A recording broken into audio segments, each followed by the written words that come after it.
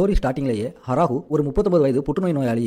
அவர் உண்மையிலேயே இறக்க விரும்பிய ஒரு துயரமான வாழ்க்கையை வாழ்ந்தார். ஒரு நாள் அவரது ஆசை இறுதியாக நிறைவேறியது. அவரது இதயம் நிலையற்றதாக மாறி உடனடியாக இறந்து விடுகிறது. அவரது மரணத்திற்கு பிறகு ஹராரு ஒரு வித்தியாசமான இடத்தில் தன்னை காண்கிறார். முதலில் அது சொர்க்கமாக இருக்க வேண்டும் என்று அவர் கருதுகிறார். ஆனால் பின்னர் ஒரு கடவுள் அவர் முன் தோன்றுகிறார். அவரது முதல் வாழ்க்கை அப்படி இருந்ததால் ஹராவுக்கு வாழ்க்கையில் இரண்டாவது வாய்ப்பு கொடுக்க போவதாக கடவுள் விளக்குகிறார். பயங்கரமானது. இந்த முறை பழையதைப் போல அவரை காட்டிக் கொடுக்காத ஆரோக்கியமான உடலை அவருக்கு வழங்குவதாக அவர் உறுதியளிக்கிறார். ஹராவை இவ்வளவு சோகமாக வாழ்க்கையை வாழ அனுமதிக்கிறதுக்காக கடவுள் மனதார மன்னிப்பு கேட்கிறார். அதை ஈடு செய்ய ஹராரு தனது புதிய வாழ்க்கை மற்றும் உடலுக்கு ஏதேனும் கோரிக்கைகள் உள்ளதா என்று கேட்கிறார். இந்த கடவுள் எதையும் வழங்க முடியும் என்பதால் கற்பனை செய்யக்கூடியது சாத்தியக்கூறுகள் முடியவற்றவை. ஆனால் ஹராவுக்கு ஒரே ஒரு கோரிக்கை மட்டுமே உள்ளது. அவர் தனது அடுத்த வாழ்க்கையை ஒரு விவசாயியாக வாழ விரும்புகிறார். கடவுள் கண் சிமிட்டுகிறார். அத்தகைய விசித்திரமான வேண்டுகோளால் ஆச்சரியப்படுகிறார். சாத்தியமான எல்லாவற்றிலும் விவசாயம். இன்னும் ஹராகு மருத்துவமனையில் சிக்கியிருந்த போது விவசாயிகளை பற்றிய ஒரு நிகழ்ச்சியை பார்த்ததாகவும் அவர்கள் கூலாக இருப்பதாக நினைத்ததாகவும் விளக்குகிறார். மகிழ்ச்சியடைந்த கடவுள் எப்படியும் விருப்பத்தை நிறைவேற்ற முடிவு செய்கிறார். அதற்கு மேல் அவர் ஹராவுக்கு ஒரு போனஸ் பரிசை வழங்குகிறார். சர்வ வல்லமை உள்ள விவசாயம் கருவி. நம்ப முடியாத சக்திகளை கொண்ட ஒரு கருவி. அதனுடன் கடவுள் அவரை ஏற்றி செல்கிறார். ஹராவு ஒரு காட்டின் நடுவில் தரையில் படுத்துக் கொண்டு எழுந்திருக்கிறார். அவர் உணரும் முதல் விஷயம் உற்சாகம். இறுதியாக அவருக்கு ஆரோக்கியமான உடல் கிடைக்கிறது. ஆண்டுகளில் முதல் முறையாக ஒரு விவசாயியாக அமைதியான நிதானமான வாழ்க்கையை எதிர்நோக்க முடியும். தன்னை பரிசோதித்து பார்க்கும்போது அவர் முன்பை விட மிகவும் இளமையாக தெரிகிறார் என்பதை கவனிக்கிறார். துரதிர்ஷ்டவசமாக அவர் முன்பு இருந்ததை விட மிகவும் அசிங்கமாகவும் இருக்கிறார்.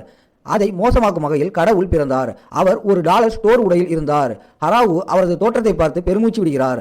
ஆனால் அதை மறந்து விடுகிறார். சர்வ வளமையுள்ள விவசாய கருவியை சோதித்து பார்த்துவிட்டு அவர் ஒரு மண்வெட்டியை வரவழைக்கிறார். அவருக்கு ஆச்சரியமாக அது சோர்வடையாமல் அவர் விரும்பும் அளவுக்கு குழிகளை தோண்ட அனுமதிக்கிறது. ஈர்க்கப்பட்ட ஹராகு காட்டை ஆராயத் தொடங்கினார். ஆனால் யதார்த்தம் விரைவாக அதில் இறங்குகிறது. அவருக்கு தங்குவதற்கு பாதுகாப்பான இடம் தேவை. எல்லாவற்றிலும் மேலாக அரக்கர்கள் அல்லது ஆபத்தான உயிரினங்கள் சுற்றி பதுங்கியிருக்க அதிக வாய்ப்பு உள்ளது. அவர் ஒரு பெரிய உறுதியான மரத்தை காண்கிறார். தோற்றமுள்ள மரத்தை கண்டுபிடித்து அதை தனது தளத்தை அமைக்க ஒரு நல்ல இடமாக இருக்கும் என்று முடிவு செய்கிறார். ஆனால் இன்னொரு பிரச்சனை இருக்கிறது. தண்ணீர் அவருக்கு அருகில் எந்த ஆறுகள் அல்லது கிணறுகளையும் கண்டுபிடிக்க முடியவில்லை. மேலும் அவர் உயிர் வாழ தண்ணீர் தேவைப்படும். எனவே அவர் தனது சர்வ வல்லமை உள்ள விவசாய கருவியை மீண்டும் வரவழைக்கிறார். இது ஒரு மண்வெட்டியாக மாறி தோண்ட தொடங்குகிறது. இந்த கருவி நம்ப முடியாத அளவிற்கு பயனுள்ளதாக இருக்கிறது. ஏனெனில் அது பல வேறுபட்ட விஷயங்களுக்காக மாற்றக்கூடும்.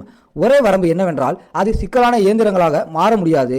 இருப்பினும் இது தோண்டுவதை எளிதாக்குகிறது. ஹராகு இறுதியாக தண்ணீரை தாக்கும் வரை தோண்டிக் கொண்டே இருக்கிறார். அதனுடன் இப்போது அவருக்கு ஒரு கிணறு உள்ளது.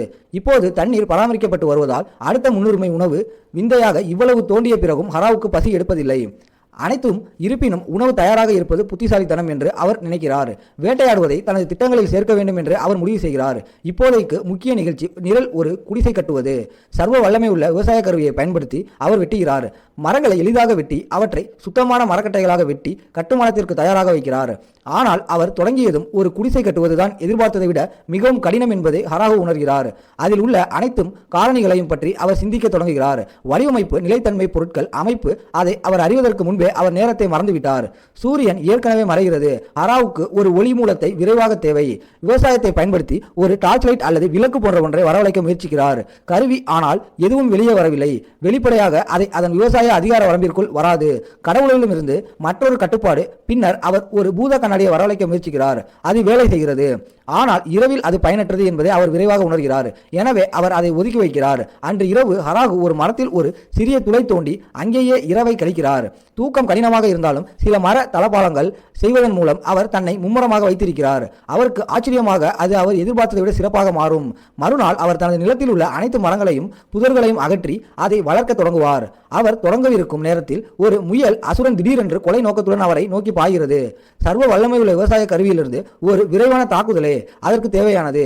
பின்னர் ஹராகு அசுரனின் இறைச்சியை பயன்படுத்தி அன்று பிற்பகலுக்கு மதிய உணவை தயாராக்குகிறார். அடுத்ததாக அவரது நிகழ்ச்சி நிரலில் ஒரு கழிப்பறை கட்டுவது. முதலில் அது சிறிய தனி உரிமையை வழங்குகிறது. எனவே அவர் சுற்றி சுவர்களை சேர்க்கிறார். அதை மேலும் நாகரிகமாக்குகிறார். பயிர்களை வளர்ப்பதற்காக நிலத்தின் மீதமுள்ள நேரத்தை அவர் செலவிடுகிறார். சூரிய அஸ்தமனத்திற்குள் அவர் நிறைய சாதித்திருக்கிறார். இருப்பினும் அவரிடம் இன்னும் இந்த விதைகளும் இல்லை. அன்றிரவு தூங்கி காட்டுக்குள் செல்ல முடிவு செய்கிறார். மறுநாள் விதைகளையோ அல்லது பழங்களையோ கண்டுபிடிக்க அவர் எழுந்ததும் ஹராகு எந்த விதைகளையும் நடவில்லை என்றாலும் தாவரங்கள் ஏற்கனவே முளைக்க தொடங்கி இருப்பதை கண்டு ஆச்சரியப்படுகிறார். தெளிவாக இது வேலையில் உள்ள சர்வ வல்லமை உள்ள விவசாய கருவின் சக்தி. முயல் போன்ற மிருகங்களிலிருந்து பயிர்களை பாதுகாக்கும். சாகுபடி பகுதியை சுற்றி அவர் ஒரு வேலி கட்டுகிறார். ஹராகு ஒவ்வொரு நாளும் செடிகளுக்கு தண்ணீர் ஊற்றுகிறார். மேலும் அவை வேகமாக வளர்ந்து வருகின்றன. அது என்ன வகையான செடி என்று அவருக்கு தெரியவில்லை. ஆனால் அது ஏதாவது ஒன்று என்று அவர் நம்புகிறார். உண்ணக்கூடியது. இன்னும் சில நாட்கள் கடின உழைப்புக்கு பிறகு அவர் வெற்றிகரமாக ஒரு மரக்கட்டை வீட்டை கட்டுகிறார். பாதியிலேயே கூரைக்கு ஒரு மரக்கட்டையை தூக்க முடியாத அளவுக்கு சோர்வடைகிறார். எனவே தனக்கு அதிக செங்குத்து இடத்தை வழங்க தரையில் சிறிது தோண்டுகிறார். அடுத்த நாள் தனது வழக்கமான பண்ணை கடமைகளை செய்யும் போது ஹராகு 2 ராட்சச நாய்களை காண்கிறார். முதலில் அவை ஆக்ரோஷமாக தோன்றுகிறது. ஆனால் அவை உண்மையில் நட்பானவை மற்றும் கரடு முரடான நிலையில் உள்ளன. ஹராகு அவற்றை தனது நிலத்திற்கு வரவேற்று தன்னிடம் உள்ள இறைச்சியில் சிலவற்றை அவருக்கு ஊற்றுகிறார். நாய்கள் ஒன்று பெரிய வயிற்றை கொண்டுள்ளது. எனவே ஹராகு கர்ப்பமாக இருப்பதாகவோ அல்லது நிறைய சாப்பிடுவதாகவோ கருதுகிறார். இந்த நாய்களை பராமரிப்பது அவர் எப்போதும் ஒரு நாயை விரும்பிய நாட்களை மீண்டும் சிந்திக்க வைக்கிறது. இப்போது அவற்றை சுற்றி வைத்திருப்பது பற்றி அவன் தீவிரமாக யோசித்துக் கொண்டிருக்கிறான். அப்போதுதான் கர்ப்பிணி நாய் மலம் கழிக்கும் முகத்தை உருவாக்குகிறது. அதை ஹராரு அவள் பிரசவிக்கப் போகிறாள் என்பதற்கான அறிகுறியாக விளக்குகிறான். அவன் அவற்றை தன் மரக்குச்சி வீட்டிற்குள் கொண்டு வந்து பிரசவத்திற்கு திட்டமிட தொடங்குகிறான். ஆனால் அந்த இயற்கை ஆவணப்படங்களை அவன் ஒருபோதும் பார்த்ததில்லை. அதனால் அதை எப்படி கையாள்வது என்று அவனுக்கு தெரியவில்லை. அன்று மாலை ஹராரு நாய்களை பதிவு வீட்டில் விட்டுவிட்டு நாய்கள் நாய்க்குட்டிகளை பிரசவிக்கும் போது சிறிது தனிமை விரும்பும் என்று நினைத்து மரக்குழியில் தூங்குகிறான். மறுநாள் அவற்றை பரிசோதித்து பார்க்கும்போது நாய்க்குட்டிகள் வெற்றிகரமாக பிறந்திருப்பதை காண்கிறான். அவை ஆச்சரியப்படும் விதமாக அழகாக இருக்கின்றன. நாய்கள் பிரசவத்துடன் வெளியேறும் என்று ஹராரு எதிர்பார்த்திருந்தான். ஆனால் அவை அவனது வீட்டோடு இணைந்து விட்டன. வெளியேற விரும்பவில்லை. இதை உணர்ந்த ஹராரு தனக்கென ஒரு பெரிய மற்றும் சிறந்த வீட்டை கட்ட முடிவு செய்கிறான். நாய்களுக்காக மரக்குச்சி வீட்டிற்குள் விட்டுச் செல்லும் போது சிறிது நேரத்திலேயே பயிர்கள் அறுவடைய தயாராக உள்ளன. அவை உண்மையில் தக்காளிகள். ஹராரு அவரை ருசித்து அவை நிச்சயமாக தக்காளிதான் என்பதை உறுதிப்படுத்துகிறார். நாய்களை பொறுத்தவரை அவர் அவற்றுக்கு பெயர்களை கொடுக்கிறார். தி ஆண் பெயர் குரோ, பெண் பெயர் யூகி. இதற்கிடையில் ஹராரு தனது புதிய வாழ்க்கையை பெற்றதிலிருந்து எப்படி தாங்கிக் கொண்டிருக்கிறார் என்று கடவுள் ஆச்சரியப்படுகிறார். ஆனால் அப்போதுதான் அவர் மீண்டும் தவறு செய்ததை உணர்கிறார். அவர் தற்செயலாக ஹராருவை மிகவும் ஆபத்தான காட்டிற்கு அனுப்பினார். எனவே அது மரண காடாக கருதப்படுவது ஆபத்தானது. அவரை உடனடியாக திரும்ப கொண்டு வர வேண்டும் என்பதை அவர் உணர்கிறார். ஆனால் அது விதிகளை மீறுவதாகும் என்பதை நினைவில் கொள்கிறார். அதாவது அவர் தனக்கு கொடுக்கப்பட்ட வாழ்க்கையில் தலையிட முடியாது என்று தெளிவாக கூறுகிறது. யாரோ ஒருவர் ஹராரு அந்த உலகில் இறந்து தன்னிடம் திரும்பி வருவார் என்று கடவுள் கணித்துள்ளார். பின்னர் அவர் அவ்வாறு செய்யும் போது அவர் விஷயங்களை சரி செய்வார். இருப்பினும் ஹராரு எதிர்பார்த்ததை விட மிகச் சிறப்பாக செய்கிறார். சர்வ வல்லமையுள்ள விவசாயத்தை பயன்படுத்த முடிந்தது. பல பயிர்களை அறுவடை செய்வதற்கான கருவி. இந்த கருவிதான் வளர்க்க விரும்புவதை கற்பனை செய்து விதைகள் தானாகவே தரையில் தழைக்கப்படும் படி வேலை செய்கிறது. அவை மிக வேகமாக முளைத்து அவற்றையெல்லாம் என்ன செய்வது என்று கூட அவனுக்கு தெரியாது. மொத்தத்தில் கடவுளுக்கு நன்றி செலுத்தி தான் இங்கே இருப்பதை ஹராரு உணர்கிறான். அதனால்தான் அவற்றை கௌரவிக்க ஒரு சிலையை அவன் கட்டினான். அன்று ஹராருக்கு புதிதாக ஏதாவது ஒன்றை முயற்சிக்க முடிவு செய்து சில பழம் தரும் மரங்களை நட்டு வைக்கிறான். அவன் இது சரியாக நடந்தால் அவனது உணவு முறை பெரிதும் மேம்படும் என்று அவன் எண்ணுகிறான். பல மரங்கள் பல ஆண்டுகள் கருவுறுவதை அவன் ஒரு காலத்தில் கேள்விப்பட்டான். ஆனால் அவை கருவுற எவ்வளவு காலம் எடுக்கும் என்று அவன் இன்னும் காத்திருக்க தயாராக இருக்கிறான். அதை தவிர்த்து குரோவும் யூகியும் உண்மையில் ஹராருடன் துணையாக இருக்கிறார்கள். அவன் இங்கே இருக்கும் வரை அவர்கள் இல்லை என்றால் அவன் உண்மையில் தனிமையாக இருந்திருப்பான். அவற்றின் தலையில் கொம்புகள் இருப்பதை அவன் கவனிக்கிறான். ஆனால் இது ஒரு புதிய உலகம். இங்குள்ள நாய்களுக்கு கொம்புகள் மட்டுமே இருக்க முடியும் என்பதால் அதை பற்றி அவன் அதிகம் நினைக்கவில்லை. அவையும் மிகவும் உதவியாக இருந்தன. அடிக்கடி காட்டில் ஒரு சிலந்தியை கண்டுபிடித்து ஒரு நதியை கண்டுபிடிக்கும் வரை அதையே அவனுக்கு வழிகாட்டினான். இப்போது அவன் அதைத்தான் முக்கிய நீர் ஆதாரமாக பயன்படுத்துவான். போக்குவரத்து வழிமுறையாக அவன் தனது சர்வ வல்லமையுள்ள விவசாய கருவியை ஒரு சக்கர வண்டி. இது சோர்வடையாமல் பொருட்களை விரைவாக எடுத்துச் செல்ல அனுமதிக்கிறது. ஆனால் சாலைகள் கொஞ்சம் சமாதானமாக உள்ளன. எனவே இறுதியில் அவற்றை சரி செய்ய வேண்டும் என்பதை அவன் அறிவான். குளிர்காலம் நெருங்க அதிக நேரம் எடுக்காது. மேலும் ஹராவுக்கு உருவங்கள் அதற்கான தயாரிப்புகளை தொடங்க வேண்டும்.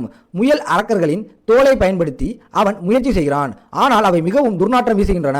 அதனுடன் அவனுடைய ஒரே வழி நெருப்பை மூட்டி தன் குடிசைக்குள் தங்குவதுதான். பின்னர் ஒரு நாள் அவன் தனது சிலந்தி வலைகளை பயன்படுத்தி நல்ல துணிகளையும் கூட தயாரிக்கக்கூடிய ஒரு சிலந்தியை தற்செயலாக காண்கிறான். ஹராரு சிலந்தி பயனுள்ளதாக இருக்கும் என்று எண்ணி அதை அணியில் சேர்க்கிறான். அதற்கு ஜபுலின் என்ற பெயரை கொடுத்தான். ஜபுலின் ஹராவுக்கு ஒரு அருமையான ஜாக்கெட்டை தயாரிக்க முடிகிறது. அதை அவர் குளிர்காலத்தில் பயன்படுத்த முடியும். மேலும் ஹராவுக்கு வீட்டை சுற்றி பயன்படுத்தக்கூடிய பல அருமையான பொருட்களையும் செய்கிறார். குளிர்காலம் இறுதியாக வருகிறது. ஆனால் அவர் செய்த தயாரிப்புகளுக்கு நன்றி. ஹராருக்கு அதை செய்ய முடிகிறது. நாய்கள் அனைத்தும் உள்ளே வசதியாக இருக்கின்றன. ஆனால் ஜைபுடன் சிறிது நேரமாக தனது குடிசையிலிருந்து கீழே வராததால் உறக்க நிலையில் இருக்கலாம் அல்லது ஏதோ ஒன்று இருக்கலாம். இப்போதைக்கு எல்லாம் நன்றாக நடப்பதாக தெரிகிறது. ஆனால் ஒரு பெரிய பிரச்சனை இருக்கிறது. பராகு இன்னும் பேசவில்லை. ஒருவனிடம் பேசினேன். நீண்ட காலத்திற்கு பிறகு ஒரு உண்மையான நபர் அவன் மிகவும் தனிமையாக உணரத் தொடங்குகிறான். எப்படி பேசுவது என்பதை மறந்து விடுவானோ என்று கூட பயப்படுகிறான். சிறிது நேரத்திலேயே வசந்த காலம் வருகிறது. இப்போது வளர்ந்த நாய்க்குட்டிகள் காதலிகளை தேடி காட்டுக்குள் செல்கின்றன. அது மற்ற காட்டு நாய்களை சந்திக்க அதிக நேரம் எடுக்காது. அவை விரைவாக திரும்பி வந்து ஹராவுக்கு அறிமுகப்படுத்துகின்றன. அதற்கு மேல் ஜபுலின் பிரசவித்ததாக தெரிகிறது. இது உணவளிக்க அதிக வாய்கள் தேவை என்பதை ஹராரு அறிவான். எனவே அவன் அதை உணர்ந்தான். எல்லாவற்றையும் சமாளிக்க இன்னும் கடினமாக உழைக்க வேண்டும். அப்போதுதான் ஜதாபுன் எச்சரிக்கையாக ஒலிக்கிறான். காட்டில் ஏதோ அசாதாரணமாக நடப்பதை ஹராரு உடனடியாக புரிந்து கொள்கிறான். எனவே அவன் விசாரிக்க துணிகிறான். ஆராயும் போது அவன் ஒரு சிறிய பெண் ஒரு மரத்தின் அருகே பதுங்கி இருப்பதை காண்கிறான். அவள் அவனை பார்த்தவுடன் அவள் உதவிக்கு அழைக்கிறாள். என்ன நடக்கிறது என்று கேட்க ஹராவு அவளிடம் நடந்து சொல்கிறாள். ஆனால் அவன் அருகில் வந்தவுடன் அவள் அவனை பிடித்து அவன் கழுத்தை கடிக்கிறாள். இப்போது இந்த மாதிரியான விஷயம் சரியாக உள்ளது ஹராவுக்கு இருக்கும் சூழ்நிலை. அதனால் அவன் கொஞ்சம் வெட்கப்படுகிறான். பின்னர் அந்த பெண் ஒரு மாற்றத்திற்கு உட்படுகிறாள். அவளுடைய உடைகள் ஒரு நல்ல உடையாக மாறி அவள் மிகவும் வயதானவளாக தோன்றுகிறாள். இருப்பினும் ஹராவும் நாய்கள் உடனடியாக அவளை தாக்க தொடங்குகின்றன. அவளை ஒரு அச்சுறுத்தலாக பார்க்கின்றன. அவள் தற்காப்புடன் செயல்படுகிறாள். ஆனால் ஹராவு நாய்களை உடனடியாக நிறுத்துமாறு வலியுறுத்துகிறாள். பின்னர் அந்த பெண் ஹராவிடம் விளக்குகிறாள். ஏனென்றால் அதுதான் அவள் தனது வலிமையை மீட்டெடுக்க ஒரே வழி.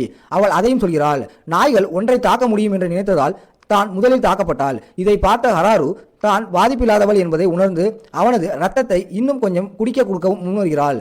அதன் பிறகு அவளை தன் வீட்டிற்கு அழைத்துச் செல்கிறான். பண்ணை எல்லா பயிர்களையும் பார்த்து அவள் ஆச்சரியப்படுகிறாள். ஏனென்றால் அவள் இதற்கு முன்பு அவற்றை பார்த்ததில்லை. அவள் ஒரு தக்காளியை கடித்து அதன் சுவையால் உண்மையிலேயே ஈர்க்கப்படுகிறாள். மீதமுள்ள நாள் வேடிக்கையாகவும் பிணைப்புடனும் கழிகிறது.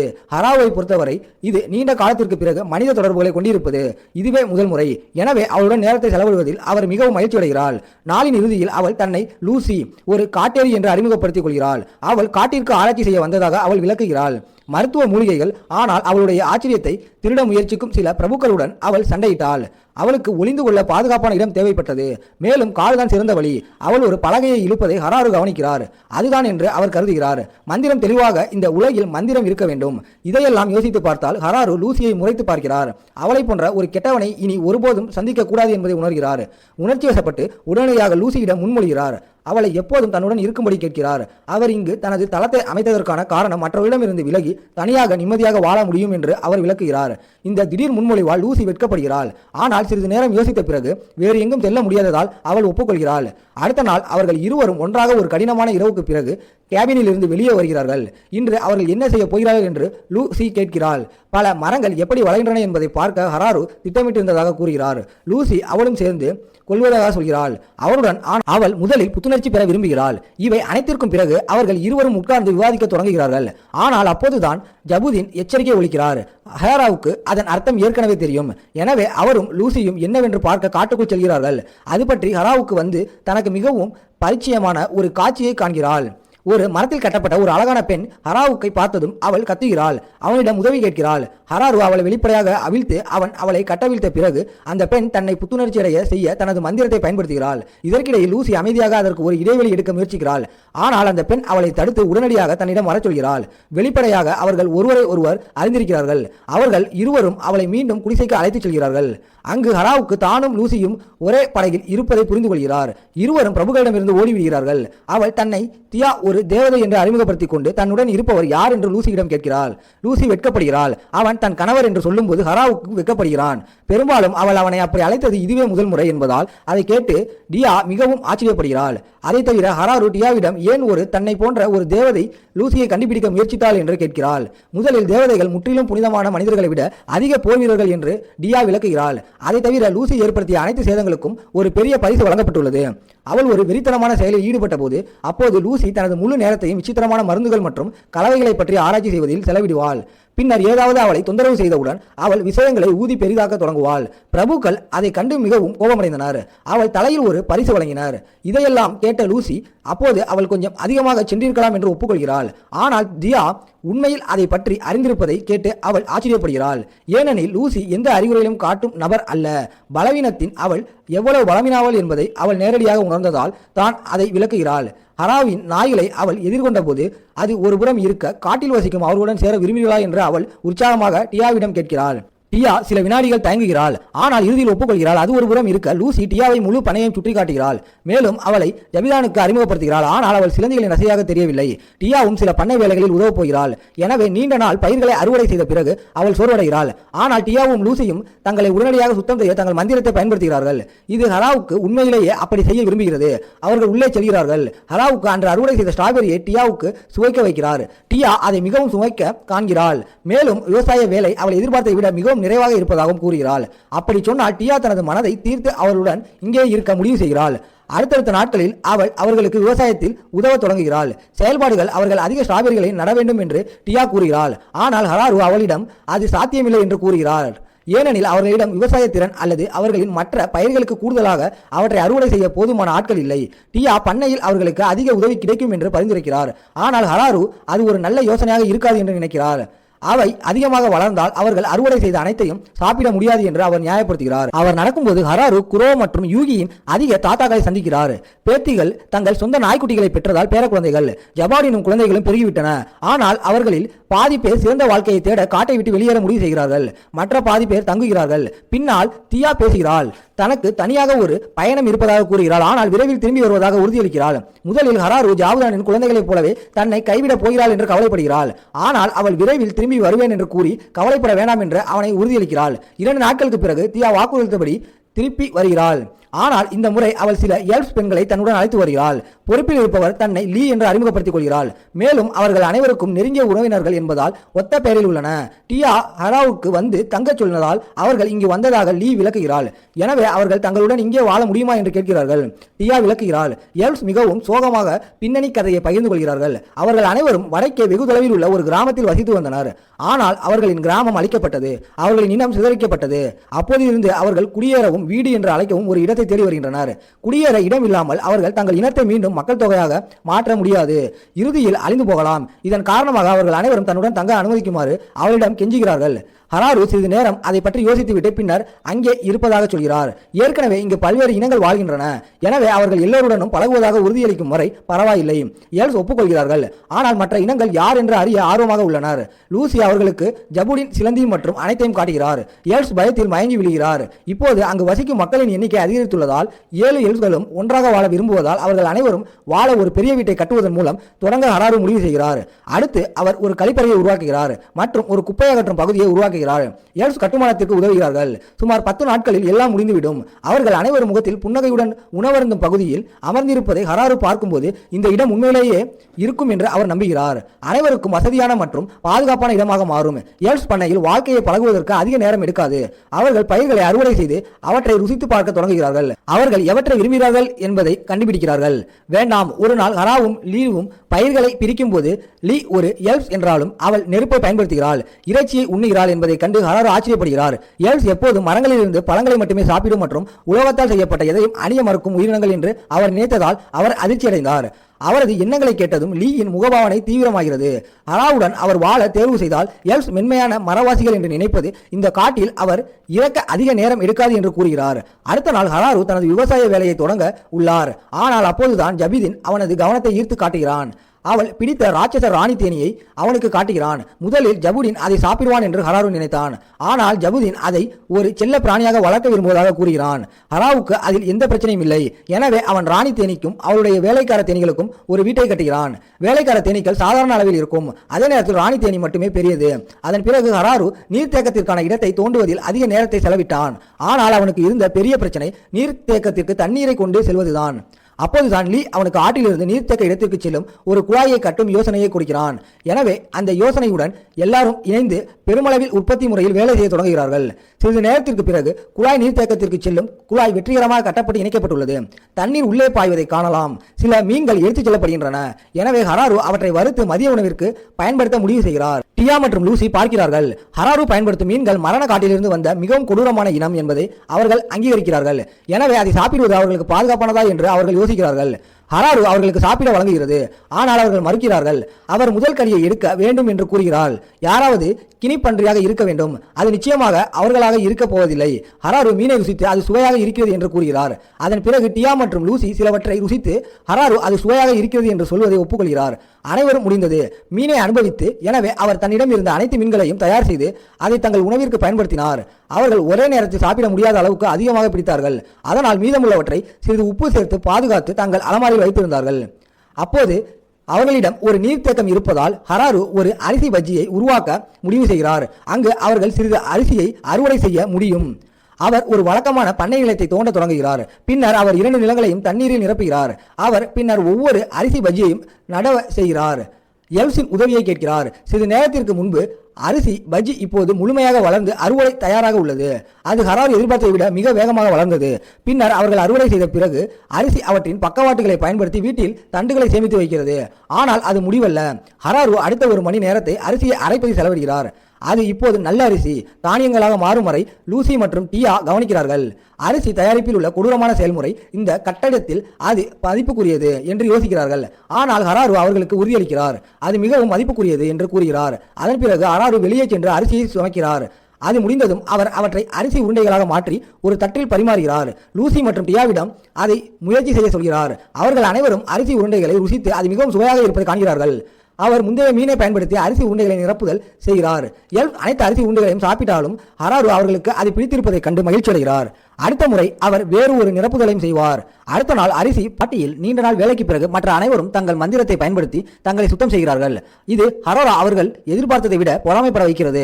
அதனால் அவர் குளிக்க முடிவு செய்கிறார். அவர் ஏற்கனவே ஒரு நீர் வெளிப்பாதையை உருவாக்கியதால் அது எவ்வளவு கடினமாக இருக்கக்கூடாது.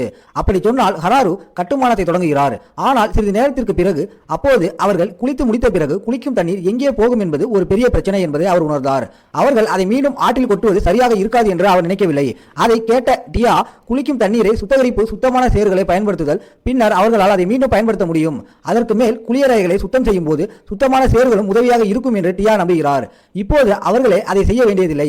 இனி அந்த பிரச்சனை நீங்கியதால் அவர்கள் நாளின் இறுதியில் குளியல் தொட்டியை வெற்றிகரமாக கட்டுகிறார்கள். குளியல் தொட்டி எவ்வாறு பயன்படுத்தப்படுகிறது என்பதை காட்ட ஹராரு தனது ஆடைகளை கலற்றுகிறார். எனவே அவர் உள்ளே சென்று முதலில் தனது உடலை கழுவுவதற்கு முன் குளிக்க தொட்டியின் உள்ளே செல்கிறார். அனைத்து பெண்களும் ஹராவுடன் குளியல் தொட்டிக்குள் செல்வதை பார்த்து அவருடன் குளிப்பதில் மகிழ்ச்சி அடைவதாக கூறுகிறார். ஹராரு தனது முந்தைய வாழ்க்கையில் இப்படித்தான் கற்பனை செய்து கொண்டிருந்தார். எனவே அவரால் செய்யக்கூடியது தங்குவதுதான். அமைதியாக அடுத்த நாள் லீ தனது கிராமத்திலிருந்து சில எல்ஃப்ஸை அழைத்து வருகிறார். அவர்கள் லீ செய்வது போல கிராமத்தில் தங்குவது சரியா என்று ஹராவிடம் கேட்கிறார். ஹராவுக்கு எந்த புகாரும் இல்லை. எனவே அவர் ஒப்புக்கொள்கிறார். லீ உடனடியாக அவர்களை அறிவுறுத்துகிறார். புதிய குட்டிச்சாத்தான்கள் வாழ ஒரு புதிய வீட்டை கட்டுவதற்கான ஏற்பாடுகளை செய்ய தொடங்குங்கள். லீ மிகவும் உற்சாகமாக இருக்கிறார். அவர்கள் இறுதியாக தங்கள் இனத்தை மீண்டும் மக்கள் தொகைக்கு கொண்டு வர முடியும் என்பதில் தான் மிகவும் மகிழ்ச்சி அடைவதாக அவள் கூறுகிறாள். அவர்கள் எப்படி உருவாக்கப் போகிறார்கள் என்று ஹராவுக்கு தெரியவில்லை. எல்லா எல்ஃப்ஸும் பெண்கள் என்பதால் குழந்தைகள், ஆனால் அவர்களை மிகவும் நம்பிக்கையுடன் பார்ப்பது மகிழ்ச்சியாக இருக்கிறது. இதற்கிடையில் குரோ காட்சியை பார்க்கிறார். ஹராக்கு ஏற்கனவே தனது ஹரிமை மீண்டும் விரிவுபடுத்துவதை காண்கிறார். இது அவரது வாழ்க்கை எப்படி இருந்தது என்பதை மீண்டும் சிந்திக்க வைக்கிறது. ஹராவை சந்திப்பதற்கு முன்பு பரிதாபமாக இருந்தது. அவனும் அவன் குடும்பத்தினரும் ஒரு கரடி அசுரனால் உதைக்கப்பட்ட பிறகு அவர்கள் காயமடைந்தனர். மேலும் அவர்கள் தொடர்ந்து செல்ல எந்த காரணமும் இல்லை. ஆனால் அப்போதுதான் அவர்கள் ஹராவை சந்தித்தனர். முதலில் அவனை ஏதோ பலவீனமானவன் என்று நினைத்தார்கள். மனிதன் ஆனால் சர்வ வல்லமை உள்ள விவசாய கருவி சுமந்து செல்லும் மகத்தான சக்தியை கண்ட பிறகு அவர்கள் உடனடியாக அவனை மதிக்க தொடங்கினர். ஹராவோ அவர்களை தனக்கு சொந்தமான ஒன்றாக ஏற்றுக்கொள்ளும் அளவுக்கு கருணை காட்டினார். எனவே குரோ மிகவும் நன்றியுள்ளவராக இருக்கிறார். ஆனால் அவருக்கு தெரியாதது என்னவென்றால் அவர்களுடைய இனம் நரக ஓநாய்கள் என்று அழைக்கப்படும் பயங்கரமான அரக்கர்கள். ஆனால் அவர்களுக்கு அவனுக்கு தீங்கு விளைவிக்கும் எந்த நோக்கமும் இல்லை. எனவே எல்லாம் சரியாக இருக்க வேண்டும் என்று அவர்கள் நினைக்கிறார்கள். 2 நாட்கள் செல்ல செல்ல அவர்களின் புதிய மற்றும் மேம்படுத்தப்பட்ட வீடு இப்போது முடிந்தது. புதிய எல்ஃப்ஸ் குடியிருப்புக்கான தகவல்களை செய்ய வேண்டியிருந்ததால் அந்த வீடு ஒரு பெரிய மாளிகை. ஹராரு அவர்களின் கிராமத்தின் நிறுவனர் என்பதால் அவரது அறை சிறந்தது. பெண்கள் ஹராவை வீட்டிற்கு சுற்றி பார்க்கிறார்கள். அவர் அதன் ஒவ்வொரு பகுதியையும் விரும்புகிறார்கள். சிறுமிகளுக்கு அவர்களுடைய சொந்த அறைகள் உள்ளன. மேலும் விஷயங்கள் எப்படி மாறின என்பதில் அவர்கள் மகிழ்ச்சி அடைவதை கண்டு ஹராரு மகிழ்ச்சி அடைகிறார். பின்னர் அவர் ஒரு தடிமனான பூட்டுடன் கூடிய ஒரு அறையை கவனிக்கிறார். எனவே அங்கு என்ன இருக்க முடியும் என்று அவர் யோசிக்கிறார். அவர் அதை திறந்து 2 படுக்கைகள் ஒன்றாக இணைந்திருப்பதை காண்கிறார். அது என்ன என்பதை உணர்ந்த ஹராரு கதவை மெதுவாக மூடுகிறார். அதை காணவில்லை என்று பாசாங்கு செய்ய போகிறார். சுற்றுப்பயணம் முடிந்ததும் லீ ஹராவுடன் வீட்டின் எந்த பகுதியும் தனக்கு பிடிக்கவில்லை என்று உணர்ந்ததால் அவர் அவளிடம் சொல்ல வேண்டும். அவள் அதற்கான ஏற்பாடுகளை செய்வாள் என்று கூறுகிறார். எனவே வீட்டின் இறுதி கட்டமாக அழகியல் விளைவுக்காக வீட்டின் முன் நாய்களின் 2 சிலைகளை சேர்த்தார். அடுத்த நாள் ஹராரு சில கறி தயாரிக்க திட்டமிட்டுள்ளார். எனவே அவர் தியா மற்றும் லூவுடன் பண்ணைக்கு சென்று அதற்கான புதிய பொருட்களை தேர்ந்தெடுக்கிறார். ஆனால் அவர் பொருட்களை தேர்ந்தெடுத்த பிறகு அவர்கள் புதிதாக கறி செய்வது ஒரு விதமானது என்று அவர்கள் கண்டறிந்ததால் அவர்கள் அவரை தள்ளிவிட்டதை அவர் அறிகிறார். இப்போது ஹராரு அனைத்து கறியையும் தானே தயாரிக்க வேண்டும். ஆனால் சிறிது நேரத்துக்கு பிறகு லீ அவருடன் சேர்ந்து அவருக்கு உதவ விரும்புவதாக கூறுகிறார். எனவே அதனுடன் அவர்கள் கறி தயாரிக்கும் செயல்முறையை தொடங்குகிறார்கள். எண்ணெயை வைப்பதில் இருந்து மாட்டு இறைச்சியை வறுப்பது வரை இப்போது எல்லாம் பாத்திரத்தை மூடி அது முடியும் வரை கொதிக்க விடுவதுதான் மீதமுள்ளது. ஆனால் அப்போதுதான் ஹராவுக்கு கறிக்கு நான் போர்வைகளை செய்ய மறந்துவிட்டதை உணர்ந்தார். நான் தயாரிக்க சிறிது நேரம் ஆகும் என்பது அவருக்கு தெரியும். எனவே அவர் அரிசி தயாரித்திருப்பதை பற்றி யோசிக்க தொடங்குகிறார். ஆனால் அவர் அதை சாப்பிட்டு சிறிது நேரமாகிவிட்டதால் மீண்டும் நான் செய்ய ஆசைப்படுகிறார். இருப்பினும் அவர் அதை அனைத்து எல்ஃப்ஸ் உட்பட அனைவருக்கும் சமைக்க வேண்டும். இருப்பினும் அது சூரியன் மறையும் என்பது அவருக்கு தெரியும். எனவே அவர் வீணடிக்க நேரமில்லை என்பதால் உடனடியாக வேலையை செய்கிறார். கறி கிட்டத்தட்ட தயாராக உள்ளது. எனவே டியாவும் லூவும் அங்கிருந்து வரும் கவர்ச்சிகரமான நறுமணத்தை ஏற்கனவே முகர்ந்து பார்க்கிறார்கள். மேலும் ஹராரு முன்பு பேசிக் கொண்டிருந்த கறி அதுதானா என்று யோசிக்கிறார்கள். இப்போது சூரிய அஸ்தமனத்தில் இரவு உணவு நேரம். எனவே அவர்கள் கறி மற்றும் நானை ருசித்தவுடன் அது மிகவும் சுவையாக இருப்பதை ஒப்புக்கொள்கிறார்கள். மேலும் ஹராவுக்கு உண்மையிலேயே சமைப்பதில் திறமை இருப்பதாக கூறி பாராட்டுகிறார்கள். ஹராரு அவர்கள் உண்மையிலே தனது ரசனையை அனுபவித்ததை கண்டு மகிழ்ச்சி அடைகிறார். சமையல் குளிர்காலம் படிப்படியாக மீண்டும் நெருங்கி வருகிறது. எனவே ஹராவும் மற்றவர்களும் தங்கள் இறைச்சியை பாதுகாத்து காய்கறிகளை சேமித்து குளிர்காலத்திற்கான ஏற்பாடுகளை செய்ய தொடங்குகிறார்கள். அன்று ஹராரு லூ தனது நெருப்பு மந்திரத்தை பயன்படுத்தி தங்கள் இறைச்சியை புகைத்துப்பதை பார்க்கிறார். இதனால் ஹராரு மந்திரத்தை பயன்படுத்த விரும்புகிறான். அதனால் அவன் அதை பயன்படுத்த முயற்சிக்கிறான். ஆனால் பரிதாபகரமாக தோல்வியடைகிறான். அன்று இரவு ஹராரு லீவுடன் ஒரு உரையாடலை தொடங்குகிறான். அங்கு அவர்கள் அனைவரும் மந்திரத்தை பயன்படுத்த முடியும் என்பதால் அவர்கள் எவ்வளவு கூலாக இருக்கிறார்கள் என்று தான் நினைக்கிறான் ஒப்புக்கொள்கிறான். அவன் விவசாயம் செய்து சமைக்கிறான். இருப்பினும் லீ அவனுடன் இதுவரை காடு வழியாக தானே உயிர் வாழ முடிந்தது. அதனால் அவன் அவர்களில் மிகவும் ஈர்க்கக்கூடியவன் என்று கூறுகிறான். அது யாராலும் செய்யக்கூடிய ஒன்றல்ல. இதை கேட்பது ஹகாவும் மனநிலையை சிறிது எளிதாக்குகிறது. மேலும் அவர் அவர்களுக்கு முக்கியமானவர் என்பதை உணர வைக்கிறது. சிறிது நேரத்திற்கு பிறகு குளிர்காலம் வந்து வெளியே பனி குவிய தொடங்குகிறது. இதன் காரணமாக குழு தங்கள் பெரும்பாலான நேரத்தை வீட்டிற்குள் செலவிடுகிறது. நேரத்தை கடக்க ஹராரு சதுரங்கம், மாவோங் மற்றும் ரிவர்சி போன்ற சில பலகை விளையாட்டுகளை செய்ய முடிவு செய்கிறான். ரிவர்ஸின் விதிகளை அவர் விளக்கிய பிறகு லூ உடனடியாக அது மிகவும் எளிமையான விளையாட்டு என்று காண்கிறாள். ஆனால் டியா விரைவாக அவரிடம் அது எளிமையானதாக தெரிகிறது என்று சொல்கிறாள். ஏனெனில் விளையாட்டு கட்டமைக்கப்பட்ட விதம் மற்றும் உண்மையான விளையாட்டின் போது உத்திகள் தான் மிகவும் முக்கியம். அப்படி சொன்னால் லூ டியாவை அந்த இடத்திலேயே ஒரு விளையாட்டுக்கு சவால் விடுவதால் விஷயங்கள் திடீரென்று சூடுபிடிக்கின்றன. இதற்கிடையில் மற்றொரு அறையில் சூழல் முற்றிலும் எதிர்மாறாக உள்ளது. லீ மற்றும் மற்ற எல்ஃப்களில் ஒருவர் அமைதியாக தங்கள் சொந்த ரிவர்சி விளையாட்டை அமைதியாக விளையாடும் போது விஷயங்கள் அமைதியாக இருக்கின்றன. அப்போதுதான் குரோ உள்ளே நுழைந்து லீக்கு ஒரு டிப்ஸை கொடுக்கிறார். அவர் செய்ய வேண்டிய ஒரு நடவடிக்கை. இதை பார்த்த ஹராரு குரோ உண்மையில் விளையாட்டின் விதிகளை அறிந்திருப்பதைக் கண்டு ஆச்சரியப்படுகிறார்.